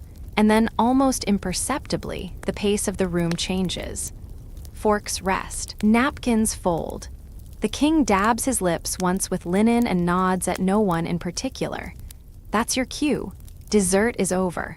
What follows is not hunger but transformation. Your stomach is full. Your head buzzes faintly. You've traveled from fish to cheese to gilded pistachio tartlets in a span of 2 hours and 10 lifetimes. And now, with the dessert haze descending, you face the most dangerous part of all: conversation. You think dessert was your final exam, but no, what follows is the oral thesis defense, whispered across the lacquered table between sips of honeyed wine. The conversation at Versailles isn't merely social, it's a blood sport wrapped in lace and dipped in civility. You feel it instantly. The posture around you subtly changes. Shoulders stiffen slightly. Smiles widen but eyes narrow. It's still dinner, yes, but now it's also chess. Topics are carefully curated, like the courses themselves. You're allowed to discuss the weather, provided you do so poetically. Mentioning last week's storm in terms of divine melancholy is considered a solid opener. Fashion is acceptable, but only if you're complimenting someone not present. Politics, only if you're quoting a more powerful person, and even then, it's wise to feign uncertainty. And health, health is always fair game, but not yours. Talk instead about someone else's minor gout, ideally a noble's, ideally in metaphor. What you don't discuss, unless you enjoy social self-immolation, is money. You may own a collapsing shadow and owe your tailor 3 years of velvet bills, but at this table, you are as solvent as the king wishes you to appear. Even admitting to liking something too plainly is risky. If you say, "I loved the soup," it could imply you've not had soup that good in a while, which implies poverty, or worse, sincerity. This is the atmosphere into which you now must release your thoughts. Slowly, carefully, as though you're holding a fragile crystal egg in your mouth and trying not to shatter it on your tongue. The king rarely speaks, but if he does, it's with deliberation and purpose. A simple phrase, "Interesting, isn't it?" can spiral into a ripple of murmured agreements and rapid mental rewrites as everyone around him tries to interpret what he actually meant. Did interesting mean good or dangerously stupid? Historians still argue whether Louis Roman XIV used these vague comments to keep courtiers unbalanced, or if he simply enjoyed watching noblemen psych themselves into intellectual jelly. The queen may comment on opera. A duchess might mention a certain tapestry in a newly finished salon. You're safest quoting a poet or admiring the orchestral harmony of the dessert tray's layout. Even here, praise is politics. If you mention that the marzipan lilies were as delicate as Mademoiselle de Chartres' wit, congratulations, you've just entered a social alliance, or possibly declared war, depending on how that phrase lands. Here's something else to remember. Most people at this table are not eating for nutrition. They're eating to be seen eating correctly. And many are not talking for the sake of talking. They're listening for subtext, threading implications through syllables, gauging future court alignments from a single chuckle or an unexpected frown. That's why small things matter. If someone clears their throat during your anecdote, you might be about to commit a faux pas. If a fan snaps closed sharply at the end of your comment, you may have unknowingly insulted the House of Lorraine, or the entire concept of embroidery. This constant decoding would be exhausting if it weren't so, well, mandatory. At Versailles, exhaustion is the cost of entry. You're not here to relax. You're here to perform the illusion of effortless charm while sweating metaphorically, and sometimes literally, beneath 12 pounds of silk. Which brings us to one of the more peculiar beliefs of the era. Digestion and conversation are inherently linked. According to fashionable medical theory at the time, the stomach was a sensitive organ influenced by mood, tone, and especially company. Thus, sitting near someone disagreeable could literally sour your digestion. The court physicians didn't just treat illness, they read social dynamics through digestive metaphors. If someone vomited after supper, it was just as likely to be blamed on a rude neighbor as on undercooked fowl. This fusion of mealtime and medicine meant everyone had opinions on health. You'd hear someone recommend powdered coral to strengthen one's spleen, or advocate for mashed snails in brandy as a heart tonic. Your favorite might be the count who swore by sipping vinegar after dessert to preserve the humors. He looked faintly green at all times, but insisted it was proof the method worked. Historians still argue whether Louis himself believed in these medical theories or simply tolerated them as fashionable nonsense. What's known is that he regularly consulted physicians, many of whom specialized in foods that aligned with his internal balance. No spicy foods, no garlic, and a preference for mild, well-cooked meats. He reportedly avoided water, favoring wine as a safer, more balanced liquid, though by wine, we mean heavily diluted table blends sweetened to near juice status. Now, while your digestion stews in fine philosophy and thinly veiled insults, a curious little detail unfolds. Certain court members are allowed to step away and consult with a royal apothecary stationed just off the dining room. This person's job? To provide post-meal remedies. You know, herb blends, anise elixirs, or that ever-popular calming lozenge made from crushed pearl and sugar syrup. It's a quiet admission that yes, Versailles is beautiful, but it may also be killing you slowly from the inside. As the conversation circles back to the king, you notice a hush fall. Louis has leaned back, a signal as familiar as a church bell that the meal and the conversational labyrinth that came with it is drawing to a close. But you're not done, because next comes what some consider the most quietly terrifying part of the meal, the after-dinner moment, when eyes roam, and people remember everything you said, everything you didn't say, and decide collectively what it meant. You'd think the hardest part of the evening would be over once the last bite passed your lips. But no, now comes the symphonic coda of post-dinner performance, complete with wafting perfumes and carefully curated breathing patterns. Because Versailles doesn't just end dinner, it drapes it in aroma like a final, invisible costume. And you, lucky guest, are expected to smell correct. First off, let's clarify. The court of Louis Roman XIV does not believe in smelling like humans. Bodily scent is considered an unfortunate design flaw of the flesh. Enter the parfumeurs, whose role was nearly divine, mixing elaborate fragrances designed to mask the truths of life, death, digestion, and occasionally bad shellfish. The air at court is not just perfumed, it's strategically perfumed. You're not walking through a room so much as through a scent narrative. Florals dominate in the spring, citrus notes are preferred in hotter months, and heavier, musky blends drift in with the autumn like powdered shadows. Right after supper, one poor footman glides around with a silver tray of perfumed cloths. They're folded squares, rosewater lavender, sometimes bergamot, designed to dab gently at one's face or hands. They're not towels, they're not napkins, they're status. And you'd better not sneeze into them unless you're prepared to relocate to rural obscurity forever. Even the table itself, now mostly cleared, continues to emit fragrances. Some of the centerpieces are actual sculptures made from sugar and scented oils. You remember the elaborate tower in the middle, right? That wasn't just decorative, it was a delivery system. The lilies weren't real, but they gave off just enough aroma to remind guests of virtue and summer, even if it's January and your ankles are freezing under layers of silk. And here's the fun part.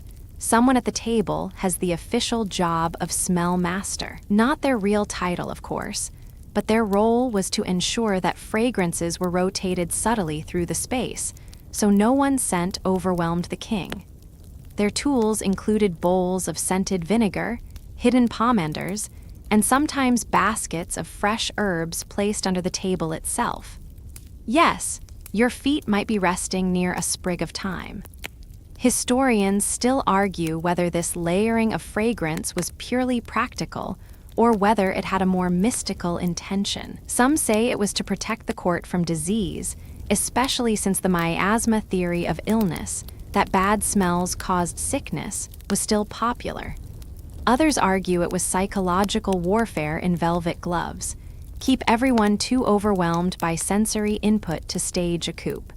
But it's not just the air that's perfumed, it's the people. Your clothes, even if they look demure, have been treated with scented sachets. Your gloves, rubbed with ambergris if you're lucky, or crushed clove if you're middle tier. And heaven help the person who shows up without an aromatic accessory. You'd be socially naked. One especially curious item is the vinaigrette ring. Worn by men and women alike, these small, ornate rings contained tiny compartments of sponge soaked in pungent vinegar. If a conversation grew too tedious, or someone nearby forgot their perfume etiquette, you could discreetly raise your hand and breathe in your own curated sanctuary. Even Louis himself was a walking cloud of fragrance. He was known to bathe occasionally, rarer than you'd hope, but more importantly, his valets would rub him down daily with scented spirits and herbal infusions. At any given moment, the king smelled of orange blossom, jasmine, or freshly pressed linen soaked in angelica water. There are letters from courtiers remarking how His Majesty entered like a breeze, which, in context, meant a breeze made of money, privilege, and liquid violets. There's also this strange, delightful detail. Sometimes, scent doubled as conversation. People would compliment or comment on each other's fragrance choices as a way of navigating approval. Ah, rosewater, how pure, might translate roughly to I see you're trying to appear virtuous tonight. Civet, how bold, could mean you are either flirting or trying to start a duel. And of course, there were the rebels, those who purposefully wore out-of-season scents to appear daring. One infamous courtier showed up in winter drenched in lilac and scandalized 3 abbés and a duchess by dessert. The king said nothing, but he did look at her hair for half a second too long, and that was enough to launch 5 weeks of rumor. But even more curious than the perfumes you notice are the ones you're not supposed to. Because Versailles didn't just use fragrance for pleasure, it used it for concealment. In a palace of hundreds, where plumbing was spotty at best and hygiene was, let's say, enthusiastic in theory, scents covered up a lot of biological rebellion. The phrase palace stench doesn't appear in official documents, but you can bet there was a whole department working on its suppression. To that end, bowls of crushed herbs lined certain corridors. Servants walked through with censers, yes, like in churches, swinging scented smoke to purify the space before the king passed through. And some noblewomen, in especially bold fashion, wore tiny perfume fountains disguised as brooches. One gentle squeeze and PFFT, a puff of lavender would veil any nearby unpleasantries. It wasn't just about guests either. Furniture, drapes, even walls were treated. Tapestries might be brushed with almond oil infusions. The velvet seat cushions were packed with cedar shavings to deter moths, and to create that faint, almost sacred whiff of luxury. And yes, some scholars have pointed out how ironic this all was, how the most powerful court in Europe masked its humanity in florals, disguising flatulence, filth, and fear in rosewater and powdered sugar. Historians still debate whether Louis mandated such intense aromatics as a show of sophistication or as a more primal control mechanism, but you don't have time to ponder that, because as dessert wine is poured, someone offers you a scented fan, not for cooling. No, this is a social tool, a scented semaphore. The movements are choreographed. A slow wave suggests boredom, a snap shut is anger, and a flutter near the face says, "Please continue, you fascinating baron of buttered nonsense." Every movement carries meaning. You catch yourself breathing deeply, slowly. It's not entirely voluntary. The smells do work, you have to admit. The wine is smoother somehow. The room seems gentler. You no longer mind that someone across from you is talking about their dog's spiritual awakening during a lunar eclipse. And that's the Versailles trick. Every sense is lulled. Scent is the final soft touch. The lullaby at the end of a loud opera, even if you just watch someone spit grape skins into a porcelain urn, even if you haven't tasted a real vegetable in 5 days, even if you've said nothing all evening except, "Yes, Your Grace, most illuminating." Even then, you inhale. Slowly, lavishly, and almost believe that this is how people are supposed to live. Now, just as you're finally drifting into a post-prandial perfume fog, comforted by the idea that nothing more could be demanded of you tonight, you're reminded that this court is powered not by digestion, nor by grace, but by an unholy union of ceremony and competitive posture. The final performance of the evening awaits, the post-supper promenade. Don't worry, no one expects you to run laps, but they do expect you to glide ever so slowly down the hall of mirrors or through the orangery, as if you're half cloud, half posture lesson. And before you ask, yes, there is a correct way to glide. And no, you are probably not doing it right. You rise from the table carefully, as one does when their every limb is being judged by a room full of ruffled humans. The chairs scrape softly across marble, though not too softly. Each sound, each rustle of silk, is part of the theater. The king himself has already signaled the transition, perhaps by placing his fork down at precisely the right angle, or with a tiny nod that sets 30 other men in motion like clockwork made of wigs. Outside, the evening air is cooler than you expected. You clutch your gloves tighter, and someone immediately notices. One of the Queen's ladies, perhaps, who offers a faint, amused smile as if to say, "New here, aren't you?" You don't reply, but you do straighten your back and slow your pace to match hers. Good, now you're learning. The post-supper promenade is less a walk and more a living ballet. You're not just strolling. You're seen, you are presenting, you are signaling things no one says out loud.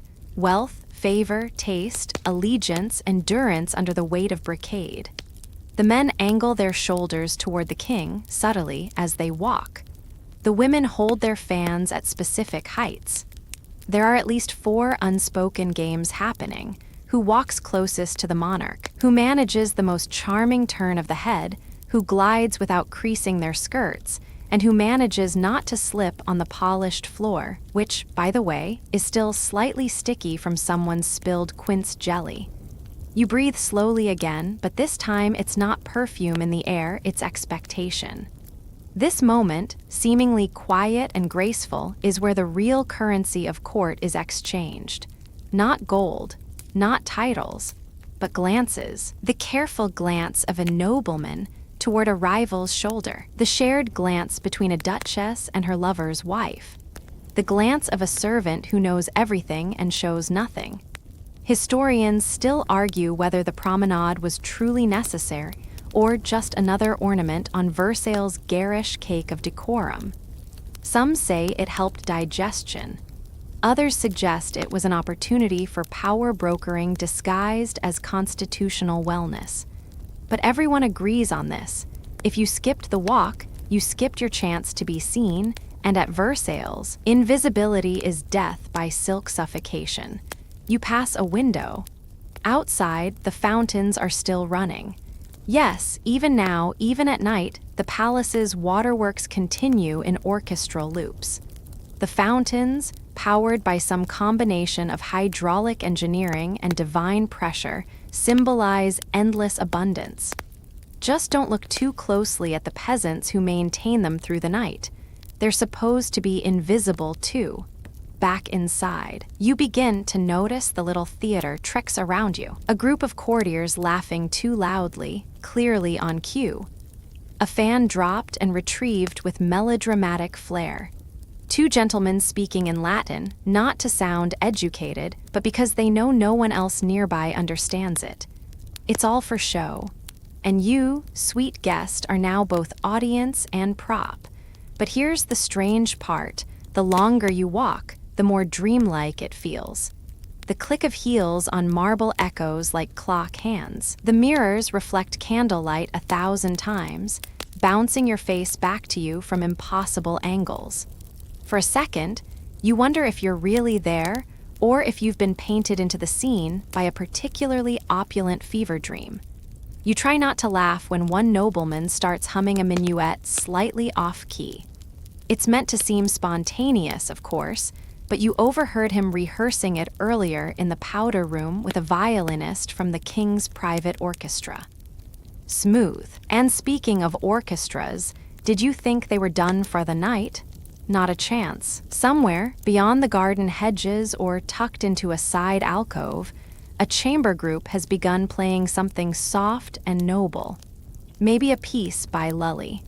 Maybe just improvised prettiness designed to slow your heartbeat and synchronize it with the palace's pulse. Louis himself has paused to gaze at a tapestry depicting Hercules defeating the Hydra. He does this often. Some say it's to contemplate virtue. Others say he's trying to remember which Hydra head represents which cousin he had exiled. Either way, everyone else halts discreetly. No one walks past the king. You wait, pretending to admire the ceiling. It's full of gods who all look suspiciously like Louis. And of course, there's your promenade partner to consider. You didn't think you'd be allowed to wander alone, did you? No, you've been paired, maybe subtly, maybe pointedly, with someone meant to reflect your standing, flatter your status, or teach you something quietly humiliating. Tonight, it's a baroness with an unnerving smile and a fondness for comparing people to fruit. She just said your voice reminds her of a pear in spring. You're not sure if that's good. As you round another corner, the king begins to move again. Like gears unlocking, the crowd follows. Another lap. Another mirror to admire. Another opportunity to keep your secrets tightly bundled behind the curve of a fan or the lacing of a corset. And just when you think it might be winding down, the group begins drifting toward the gardens. Yes, outside. Into the nighttime Versailles air, which carries just a hint of pond and poetry. Lit by torchlight, the pathways wind past hedges trimmed like moral metaphors and statues that always look like they know something you don't. Someone points to a constellation overhead, and suddenly, it's astronomy hour. A duke starts reciting star names, and a marquise counters with mythological origins. No one checks for accuracy. It's not about truth, it's about saying something beautifully. You offer a comment about Orion. The baroness approves. Maybe the pair wasn't an insult after all. Historians still debate whether these moonlit walks served diplomatic purposes or were simply aesthetic flexes. Either way, alliances were born here. Marriages hinted at. Scandals flirted with under arbor-covered paths. There's even a rumor, likely false but often repeated, that one ambassador brokered a military agreement between sips of pear brandy during a particularly foggy stroll. You glance around at the flickering torchlight, at the rustling of silk in the breeze, at the way the hedges make gentle swishing noises like whispers from a polite dream. It's all too perfect. And that's the point. Versailles didn't do reality. It did choreography. Eventually, the promenade reaches its natural close. You've walked enough. You've been seen enough. You've glowed in candlelight and sparkled in noble approval, or at least not fallen into a fountain, which is honestly a win in these shoes. The king pauses again, says a few words, something charming and vague about the moon. Everyone laughs. Courtiers begin to break off, one by one, into smaller knots of conversation or into the direction of their rooms, but not too quickly. That would be undignified. And you exhale. You realize your jaw is sore from holding a faint smile for an hour. You blink longer than usual. The breeze is softer now, And even though your feet ache and your back feels like it's impersonating a steel rod, you can't help but feel it. That ridiculous, dangerous temptation to fall in love with the place. Because here, even walking is theater. Even fatigue feels fashionable. Even silence has a designer scent. By now, the night has stretched and curved around you like an embroidered ribbon, tight in some places, languid in others. But don't think you're done yet. The palace, in all its absurd and gilded glory, has one more act left to perform, and as usual, it stars the king himself. This one, it's called the coucher, the ceremonial bedtime ritual of Louis Roman XIV. That's right. You're about to witness a man being tucked in as if the fate of Europe depends on it. And depending on who you ask, it just might. Air inside the king's bedchamber is thick with the scent of beeswax polish, hair powder, and slightly overworked ambition. Massive candelabras light the space with the dramatic glow of a staged miracle. Everything gleams, the furniture, the mirrors, the silk bed hangings embroidered with gold thread that seems, frankly, overqualified for the job of blocking out moonlight. You stand among a tightly curated group of nobles. Being invited to the coucher is a subtle status signal. It means you're somewhere near the sun, close enough to feel its heat, even if only for a few fluttering minutes before it disappears under brocade covers. The room is silent save for the soft rustling of servants preparing for the sequence ahead. And yes, it is a sequence. First comes the disrobing. Louis, who has already transitioned from full regalia into his royal robe de chamber, stands tall and supremely composed, like a man who's aware that dozens of people are watching him remove his slippers. A valet steps forward with gloves, another with a silver bowl of water. Every move is choreographed, from the lifting of a sleeve to the presentation of a nightcap embroidered with fleurs de lis. You blink a few times, partly because you're tired and partly because it's hard to believe anyone has managed to make bedtime this complicated. But Louis doesn't flinch. This is power through predictability. This is monarchy as sacred theater, and you're in the front row. Historians still argue whether the coucher was meant more to flatter the king's ego or to remind his nobles of their place. Possibly both. It's a performance of intimacy and hierarchy, a reminder that even in his most vulnerable moment, barefoot, half-dressed, Louis still radiates majesty. You watch as a noble of slightly higher rank is permitted to hand the king his final glass of water. Another noble steps forward to draw the curtains close just so. These acts, so small and ceremonial, are the equivalent of political handshakes, gestures that say, "I exist," in the language of powdered wigs. And then comes the best part, or the strangest, depending on how much sleep you've had lately. Louis gets into bed, not flops into bed, not crawls in. He gets into bed as if stepping into a throne made of pillows and whispered devotion. And everyone bows. Yes, everyone bows to the man who is now horizontal, tucked in up to the chin, surrounded by silk cushions that cost more than your entire estate, probably twice over. A few moments of murmured farewell follow. Some nobles are dismissed, others linger just long enough to offer a remark, perhaps something flattering or pious. You hear someone compare the king's bearing to that of Charlemagne. Another calls him the new Solomon. You consider offering something equally flattering, but your brain short-circuits and you end up mumbling something about the mattress looking very supportive. The queen's lady next to you tries not to laugh, and yet, for all the absurdity, it's effective. This ritual, like so many others at court, wraps the king in layers of symbolism so thick they might as well be armor. To see him go to bed is to watch the sun sink not behind a horizon, but into an embroidered cocoon of cosmic importance. And here's the kicker. This happens twice a day. There's the public coucher and the private coucher. Sometimes, after the public ceremony ends and the last bows have been made, Louis gets back out of bed, maybe to take care of some real work, or perhaps to walk the halls a final time. It's a little secret the court half knows and pretends not to. You finally step out into the corridor, the echo of the ritual still clinging to you like candle smoke. Other nobles drift past, some yawning behind gloves, others whispering about who got to hold the candle and who looked foolish trying to fluff a pillow without wrinkling their sleeves. You're a little dazed, a little impressed, and mostly ready to lie down on anything remotely horizontal.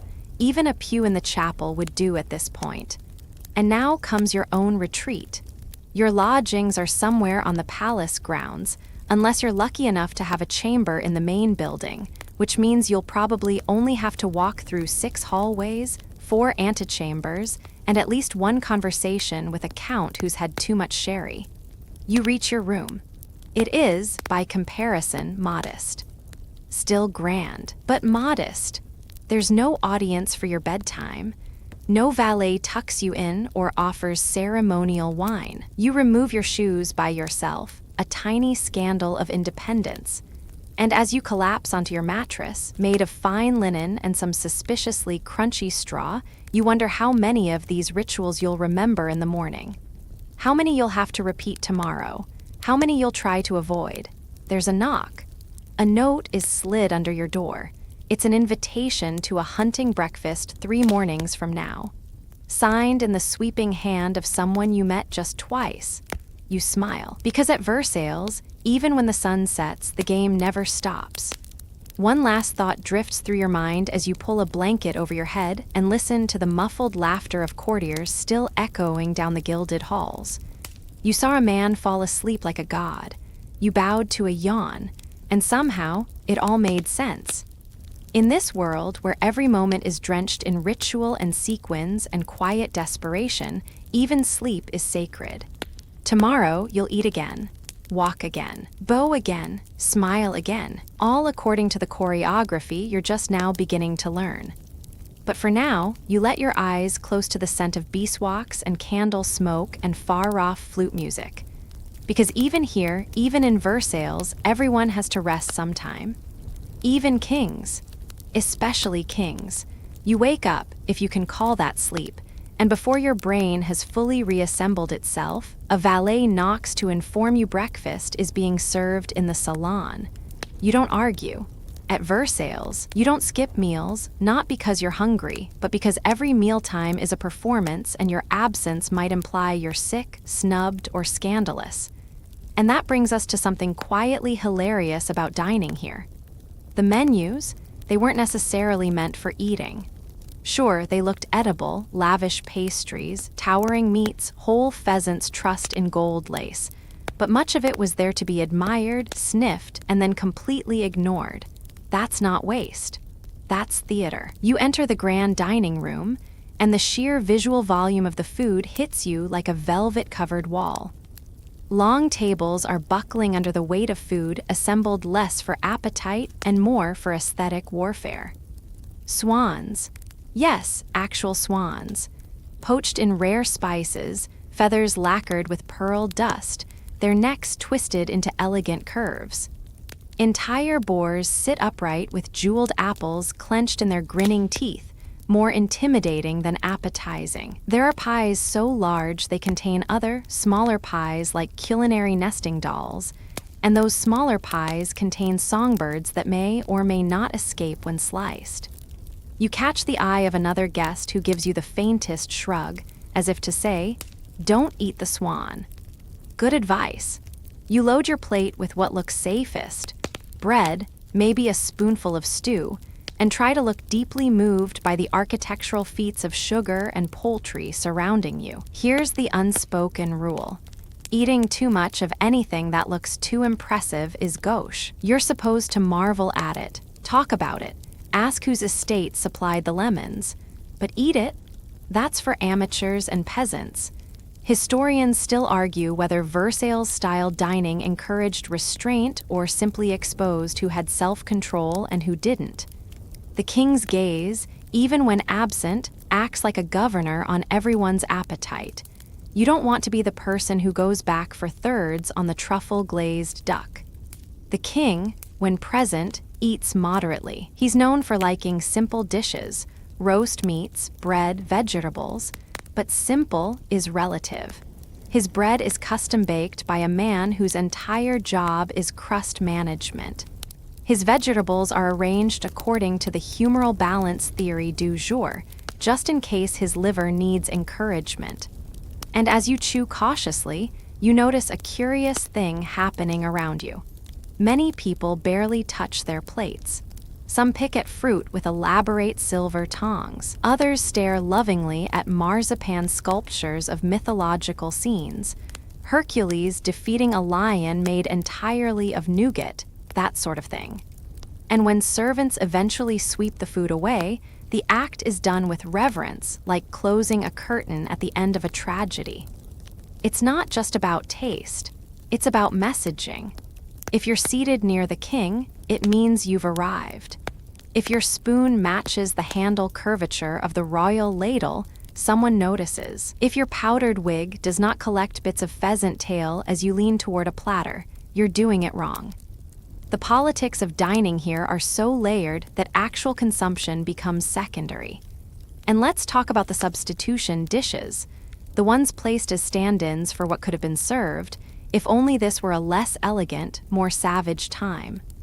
One dish looks like a roast, burnished skin, steam curling gently upward, but it's made entirely of spun sugar and air, meant only to look like meat. You stab it lightly, and the whole thing deflates like a scandalous rumor. Someone across the table claps once slowly, and a footman spirits it away like a prop change. Occasionally, you'll hear about nobles ordering special dishes just for show. A stew of 12 types of beans sourced from different colonial ports. A salad arranged to resemble the family crest of a rival noble, so they could be symbolically devoured over lunch. One duke had an entire dessert made in the shape of his mistress's dog. That dessert was not eaten. It was preserved in wax and still lives in a display case somewhere in southern France. And yet, for all the culinary opulence, there's this strange, constant distance between people and food. You see it in the way forks hover politely, how conversation never pauses for chewing, and how nobles pretend to ignore the food while noting exactly who touched what. It's a dinner party, wrapped in an espionage operation. Your neighbor leans toward you and whispers that last week, someone was caught using their own knife instead of one provided by the household. A silent scandal. The person was quietly removed from all future invitations and now lives in a lesser wing of the palace, closer to the stables. You nod solemnly and put your knife down. Just in case, there's something almost abstract about all this, like the food is a metaphor. Maybe it's power. Maybe it's indulgence with restraint. Or maybe, and this is more likely, it's just a beautiful distraction. A way to keep everyone engaged, performing civility, while real decisions about war and alliances are whispered in hallways over much simpler snacks. The meal draws to a close, signaled not by an announcement, but by the king's napkin being folded once and placed on the table. It's like watching the final bow of a silent play. Everyone around you mirrors the motion with less grace. You stand, bow slightly, and are immediately swallowed by the tide of nobles drifting toward the salons for post-meal chatter and strategic flattery.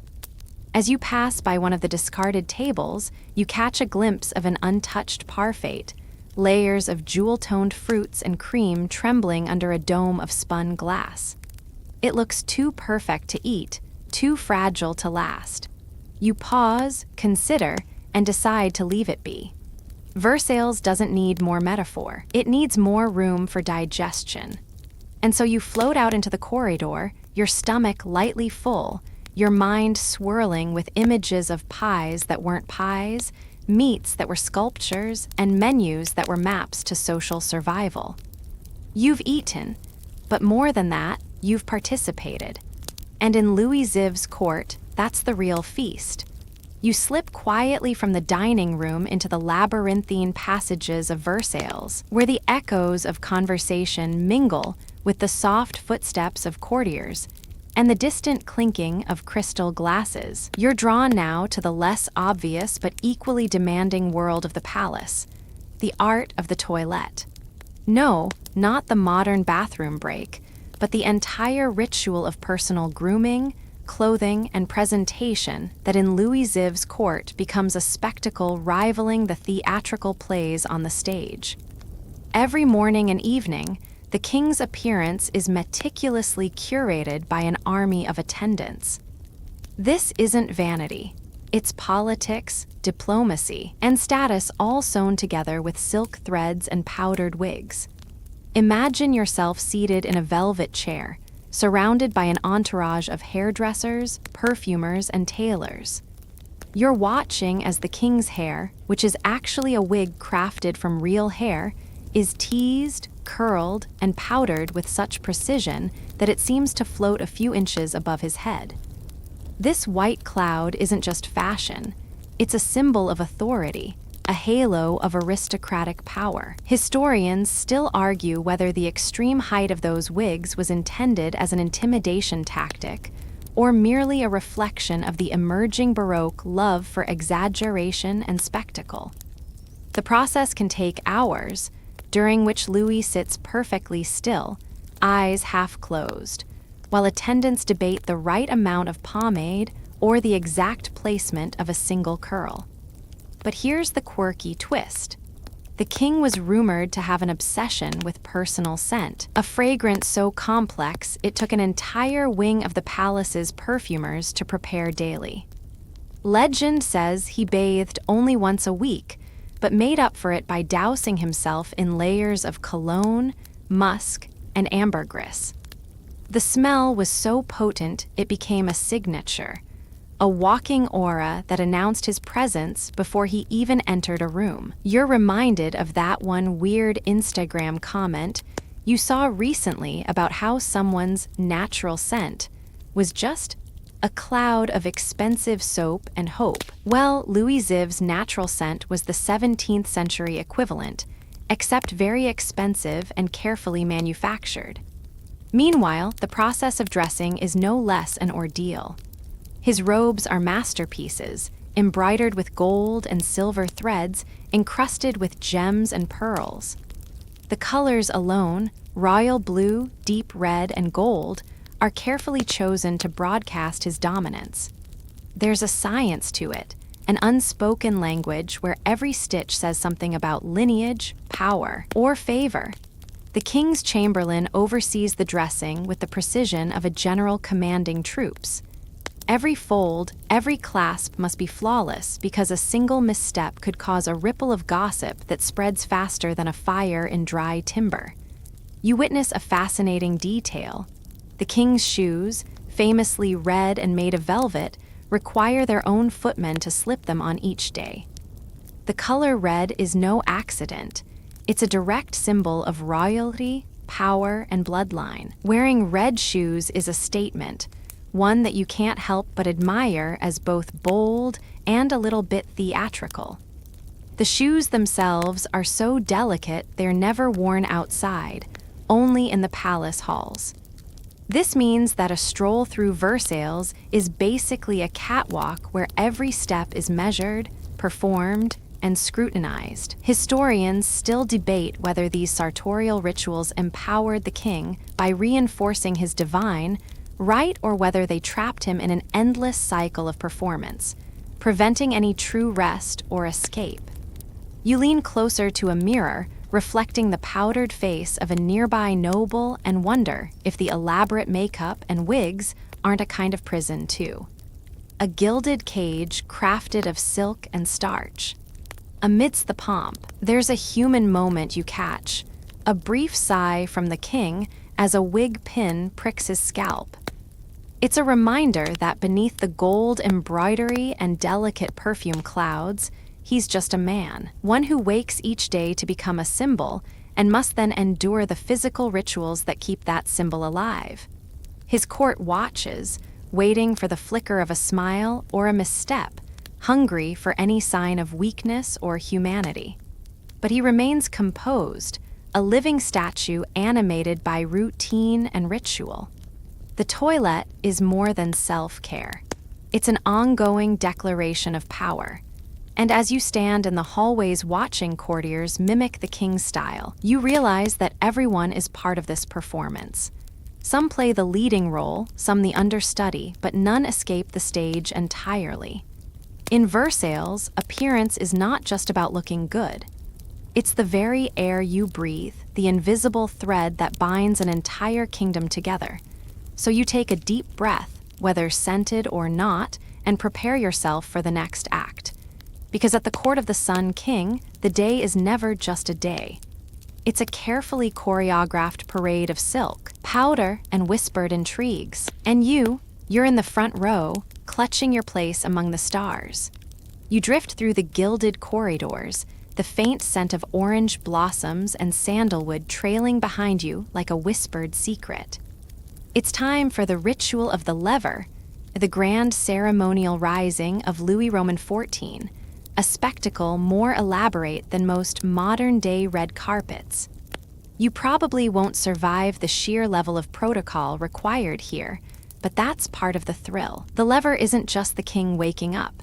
It's a carefully staged performance designed to remind everyone of who rules and who follows.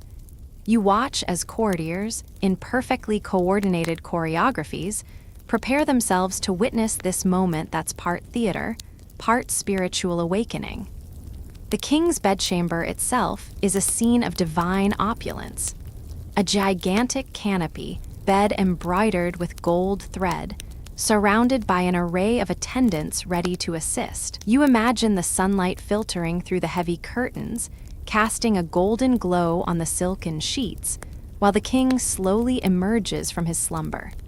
The chamberlain and other high-ranking nobles have their places carefully assigned, standing in a strict hierarchy that reflects their closeness to the monarch. The chamber is a microcosm of the entire court, a living hierarchy made flesh and silk. The process starts with the king's valet helping him dress, with layers upon layers of clothing, each piece more elaborate than the last. You see the powdered wig, the carefully applied cosmetics, the embroidered waistcoat, and the silk stockings pulled snug over legs honed by years of courtly dances. It's an intimate moment but made public, and everyone present knows that even a small hesitation or awkward movement could mean social exile. You remember that one historian who argues that the lever was less about the king's needs and more about reinforcing social order through ritualized intimacy. The quirky side of the lever: the king had an elaborate routine for tying his cravat, an accessory that could take up to 20 minutes to perfect. Courtiers would watch eagerly, some even practicing the knots themselves at home, trying to mimic the king's style. There are stories about nobles secretly trying to discover the secret, not as if it were a magic spell.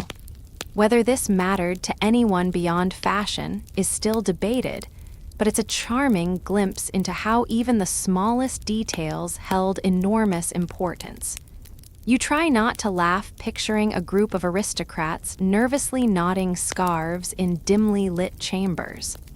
As the king finishes dressing, he moves to a specially designed throne-like chair in the chamber for the audience of courtiers to approach. Here, favors are granted, petitions heard, and social contracts reaffirmed. You can almost feel the weight of gazes, the undercurrents of jealousy and ambition swirling in the room like a silent storm. The king's glance alone can change a life. You're reminded how Louis XIV's absolute power was made tangible not just by laws, but by these intimate moments of performance and proximity. Historians still argue about how much real political power was exercised during the lever and how much was symbolic theater. Some claim it was a way for the king to personally engage with his court, reinforcing loyalty and quelling dissent. Others see it as a carefully constructed spectacle designed to drain nobles of their political energy, leaving them dazzled and distracted. You sense both are true in their way, the lever a blend of function and show. You're not the only one captivated. A young noble nearby quietly comments on the smell of the king's freshly applied pomade, an oddly personal detail amid all the grandeur. It said the king favored scents that reminded him of the forest near Versailles, a touch of nature in an otherwise artificial palace. The perfume is so strong it leaves an invisible trail as the king moves through the corridors, a fragrant reminder of his presence long after he's gone. You wonder if that lingering scent helped the courtiers remember their place, like a subtle branding of power. As the lever concludes, the king retires to his private chambers to begin the business of ruling. The courtiers disperse, some relieved, others already strategizing their next move in the endless dance of Versailles. You follow the ebb and flow of the crowd, feeling the pulse of power beneath the palace's polished surface. The lever was more than a waking ritual. It was the heartbeat of the court, a daily resurrection of monarchy itself. You pause in a quiet hallway, imagining the layers of silk and powder settling as the day begins. The sun king shines brightest at dawn, and you, for a fleeting moment, feel the glow too. You wander into the expansive gardens, where the soft rustle of leaves and the gentle gurgle of fountains create a symphony of calm, yet every step is laden with unspoken rules and silent judgments. The gardens of Versailles aren't just a place to stroll, they are a carefully crafted extension of the court's manners and politics. Here, every flower bed, every gravel path is a stage for social performance. You probably won't survive without mastering the subtle art of garden etiquette, which is less about enjoying nature and more about signaling your rank and alliances.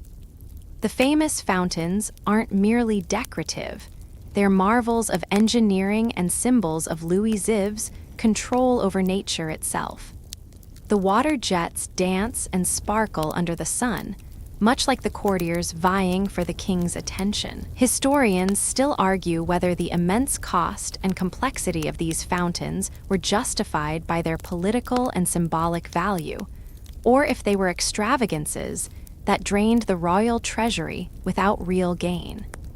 The fountains, you learn, were often turned off for days because their intricate systems needed constant maintenance. A reminder that even the grandest displays had fragile underpinnings. You observe a small group of nobles practicing the grand promenade, a highly choreographed walk meant to display grace and status.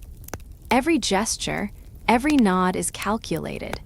You notice how their conversation avoids any hint of controversy, sticking instead to compliments about the king's latest decree or gossip about the newest fashion. The promenade is a silent language, a way of communicating power without speaking it aloud. You recall reading about how some courtiers practiced this walk for hours, trying to perfect their posture and pace to avoid ridicule. Here's a quirky detail. Some nobles would carry tiny, elaborately decorated hand fans, not just for cooling off, but as secret signaling devices. Different fan positions and movements could convey messages like, "I find you charming," or "Beware that man near you." This miniature Morse code added a layer of intrigue to garden visits, turning innocent gestures into coded conversations. Scholars debate how widespread and effective this fan language really was, but it adds a playful, if slightly absurd, layer to the rigid court life. You find yourself fascinated by the strict dress codes even in the gardens. Men wore heavy silk coats and tight breeches, while women's dresses were layered and starched to hold their shape. Despite the outdoor setting, comfort was sacrificed for appearance. The combination of fashion and nature creates a surreal scene. Imagine someone in a powdered wig and velvet slippers carefully avoiding a patch of mud. The garden paths are swept constantly to maintain this illusion of order. mirroring the social order it represents.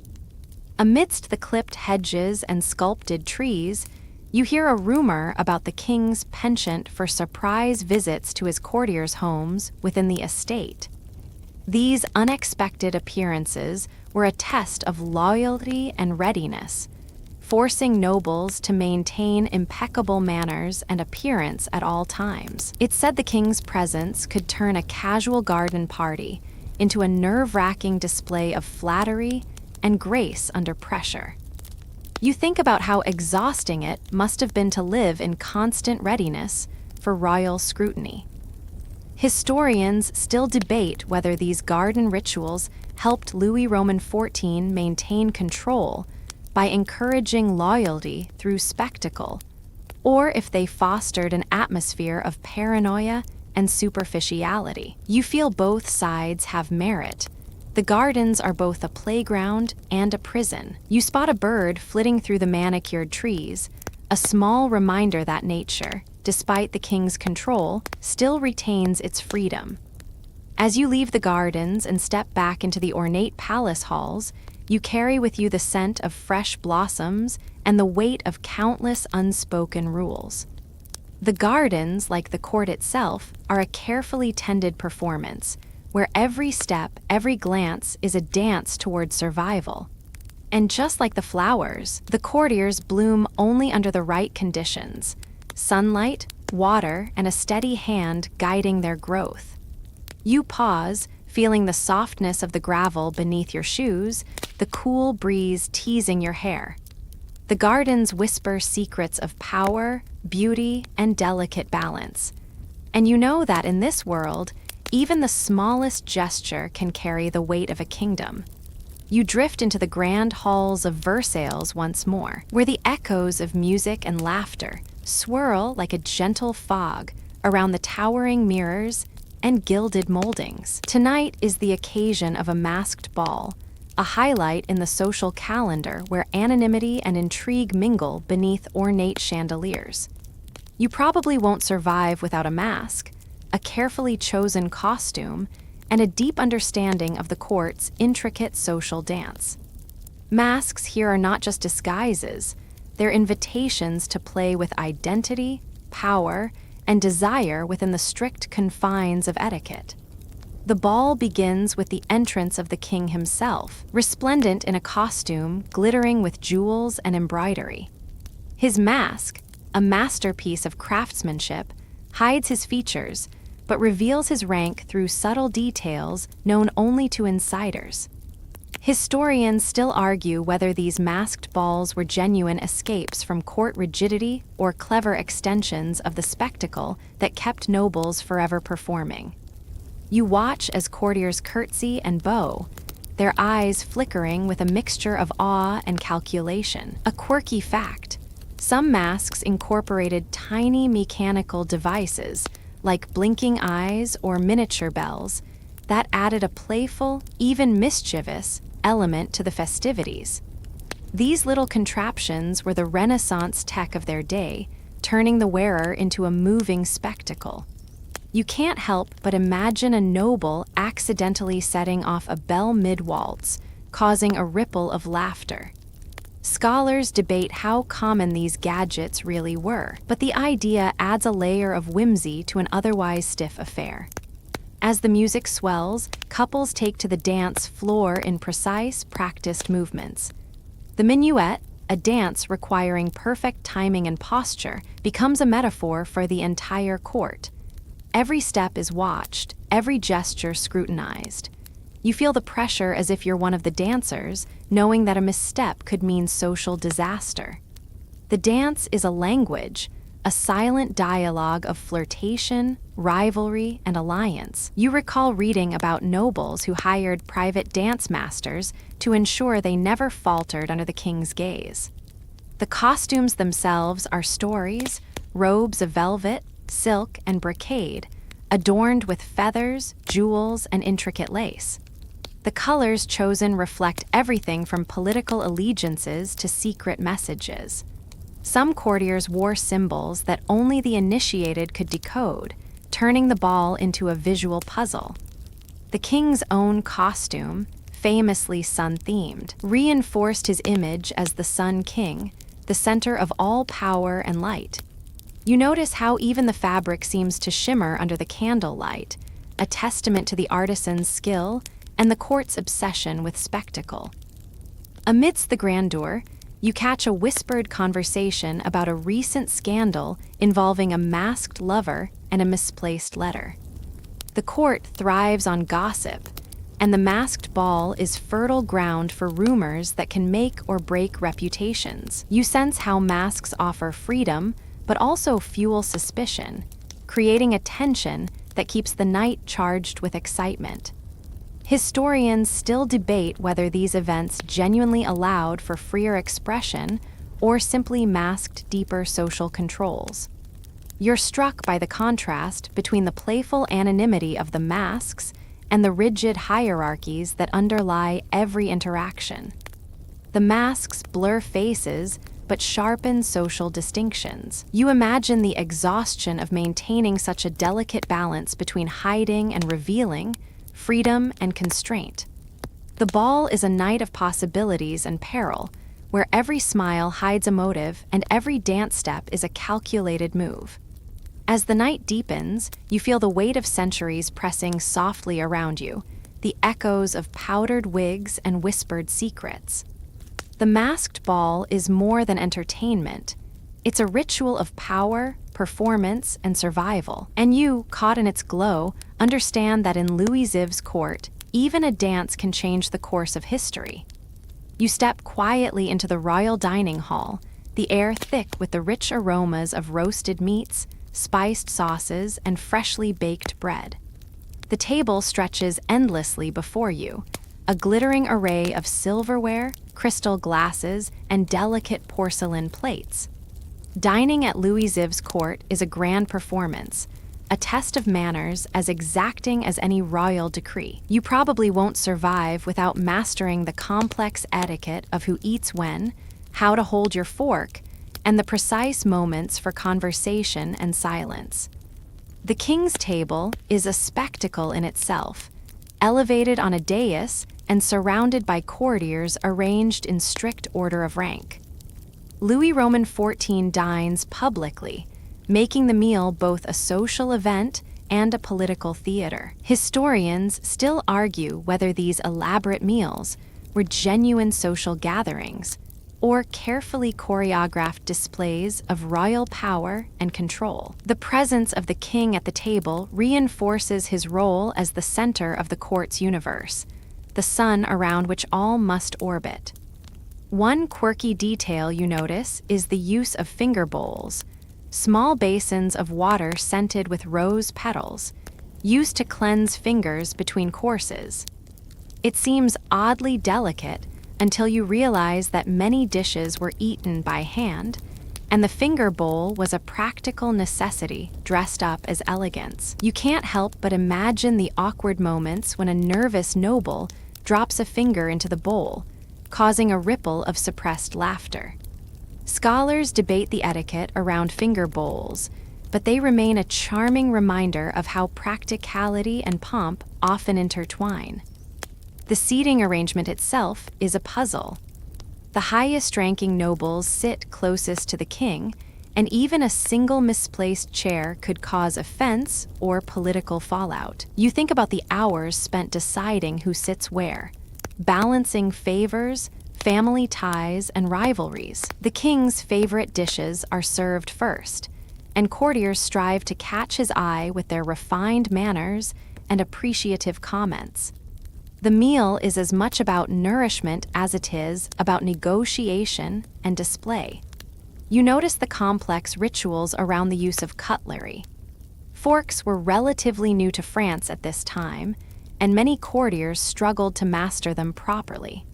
There are tales of nobles accidentally stabbing their food or using knives inappropriately, leading to quiet scandal. The etiquette manuals of the time prescribe exact hand positions and movements, turning dining into a graceful dance of fingers and utensils. Historians still debate how strictly these rules were followed in practice, but the manuals themselves show the importance placed on appearances. Amid the savory courses, you overhear a discussion about the king's favorite delicacy, turtle soup, considered a symbol of luxury and refinement. Preparing such dishes was an art, involving elaborate recipes passed down through generations of royal chefs. The extravagance of the meal highlights the court's obsession with display, yet it also reveals a culinary curiosity that pushed French cuisine forward. You imagine the tension between indulgence and restraint that defined these royal feasts. As dessert arrives, candied fruits, marzipan sculptures, and sugar confections shaped like flowers and animals, you feel the delicate sweetness linger on your tongue.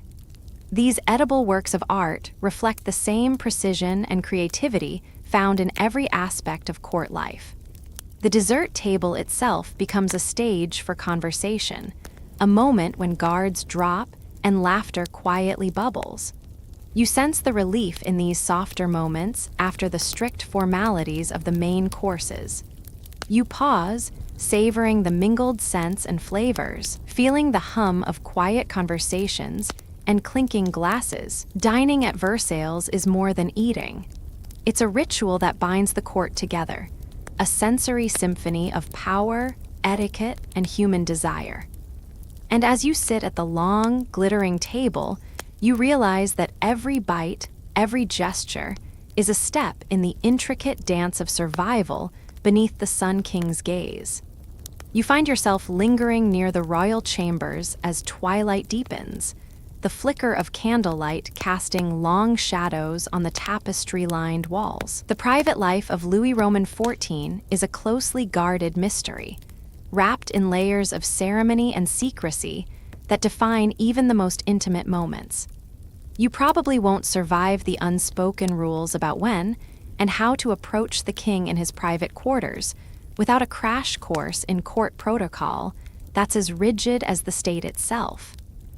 Louis XIV's bedtime routine was itself a grand affair, with the lever and coucher ceremonies bookending his day. The lever marked the king's rising, attended by selected courtiers who competed for the honor to assist him.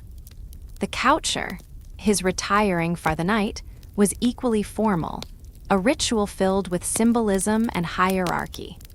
Historians still argue whether these ceremonies reinforced the king's divinity or simply served as clever social control mechanisms to keep the nobility busy and dependent. Either way, they illustrate how even sleep was a public performance at Versailles. A quirky and slightly amusing tidbit: Louis Roman XIV was famously meticulous about his personal hygiene rituals, reportedly bathing frequently, unusual for his era, and even using a special scent called eau de cologne to mask less pleasant odors. Despite the image of powdered wigs and heavy perfumes, he valued cleanliness in a way that set trends across Europe. You imagine the servants scrambling to meet his exacting standards while maintaining a discreet distance to avoid any scandalous gossip about the king's private habits. You learn that the king's bedroom was both a sanctuary and a throne room. It was richly decorated with tapestries, ornate furniture, and fine textiles, designed to impress even in the most private spaces. The bed itself was enormous, with heavy curtains drawn to shield the king's rest from prying eyes. Access was tightly controlled, with only a select few allowed in, reinforcing the aura of power even in vulnerability. Scholars debate how much genuine privacy Louis Roman XIV ever enjoyed versus how much his personal space was another stage for royal spectacle. As night deepens, you imagine the quiet sounds of the court winding down. Soft footsteps, whispered conversations, the distant echo of a lute or harpsichord. The courtiers who remain awake engage in low murmurs about politics, art, and the day's intrigues, their voices hushed as if afraid to disturb the king's rest. The atmosphere is thick with anticipation and a touch of fatigue, a reminder that Versailles never truly sleeps, but moves in cycles of light and shadow. There's a curious story about how the king's chamberlain would often have to manage not just the physical space, but the emotional atmosphere, smoothing tensions and quelling anxieties among those who served closely. This role required tact, patience, and an understanding of the delicate balance between reverence and familiarity. You reflect on how these personal relationships behind the grand facade shaped the rhythms of court life as much as any decree or ceremony. You also discover that the night at Versailles was not just about rest. Secret meetings, whispered deals, and furtive exchanges sometimes took place under the cloak of darkness. The court's politics never paused, and power games played out in shadows as well as light. Historians still debate the extent to which these nocturnal activities influenced the course of French history. You feel the tension of a world where even sleep is a stage, and the line between public duty and private life blurs beyond recognition. As you prepare to leave the chamber, the soft rustle of silk and the fading glow of candles accompany you. You carry with you a deeper understanding of how Louis XIV's world was shaped by rituals so precise they extended even into his dreams.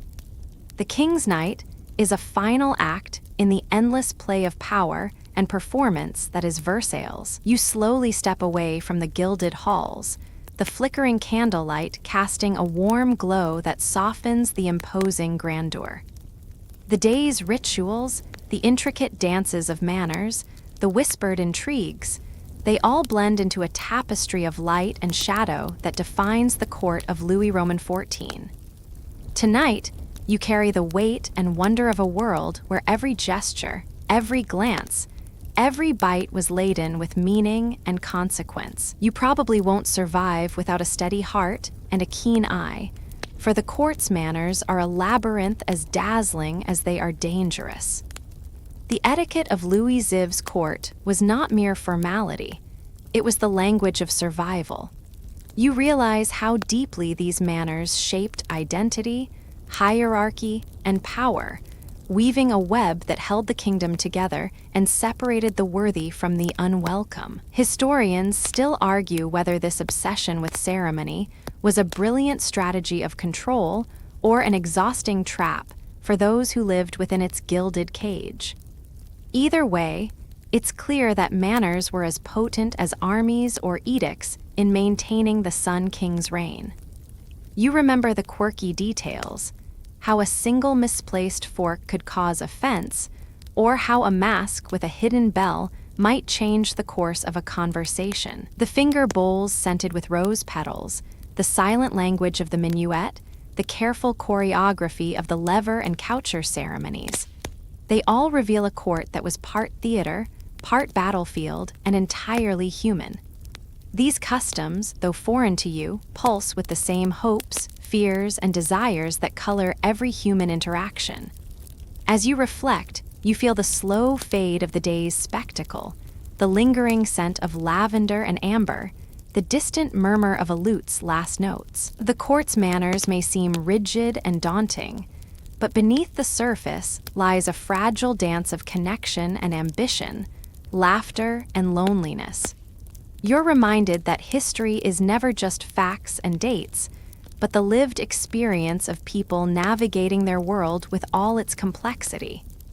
Wherever you are now, the echoes of Versailles' polished floors and whispered secrets follow you like a gentle shadow. The Sun King's court was a world apart, yet it speaks to the timeless human need for order, recognition, and belonging. So, as you close your eyes tonight, let the soft murmur of history's grand ball lull you into dreams where powdered wigs and gilded masks dance slowly, endlessly, beneath a sky full of stars. Wherever you are, I'm glad you're here.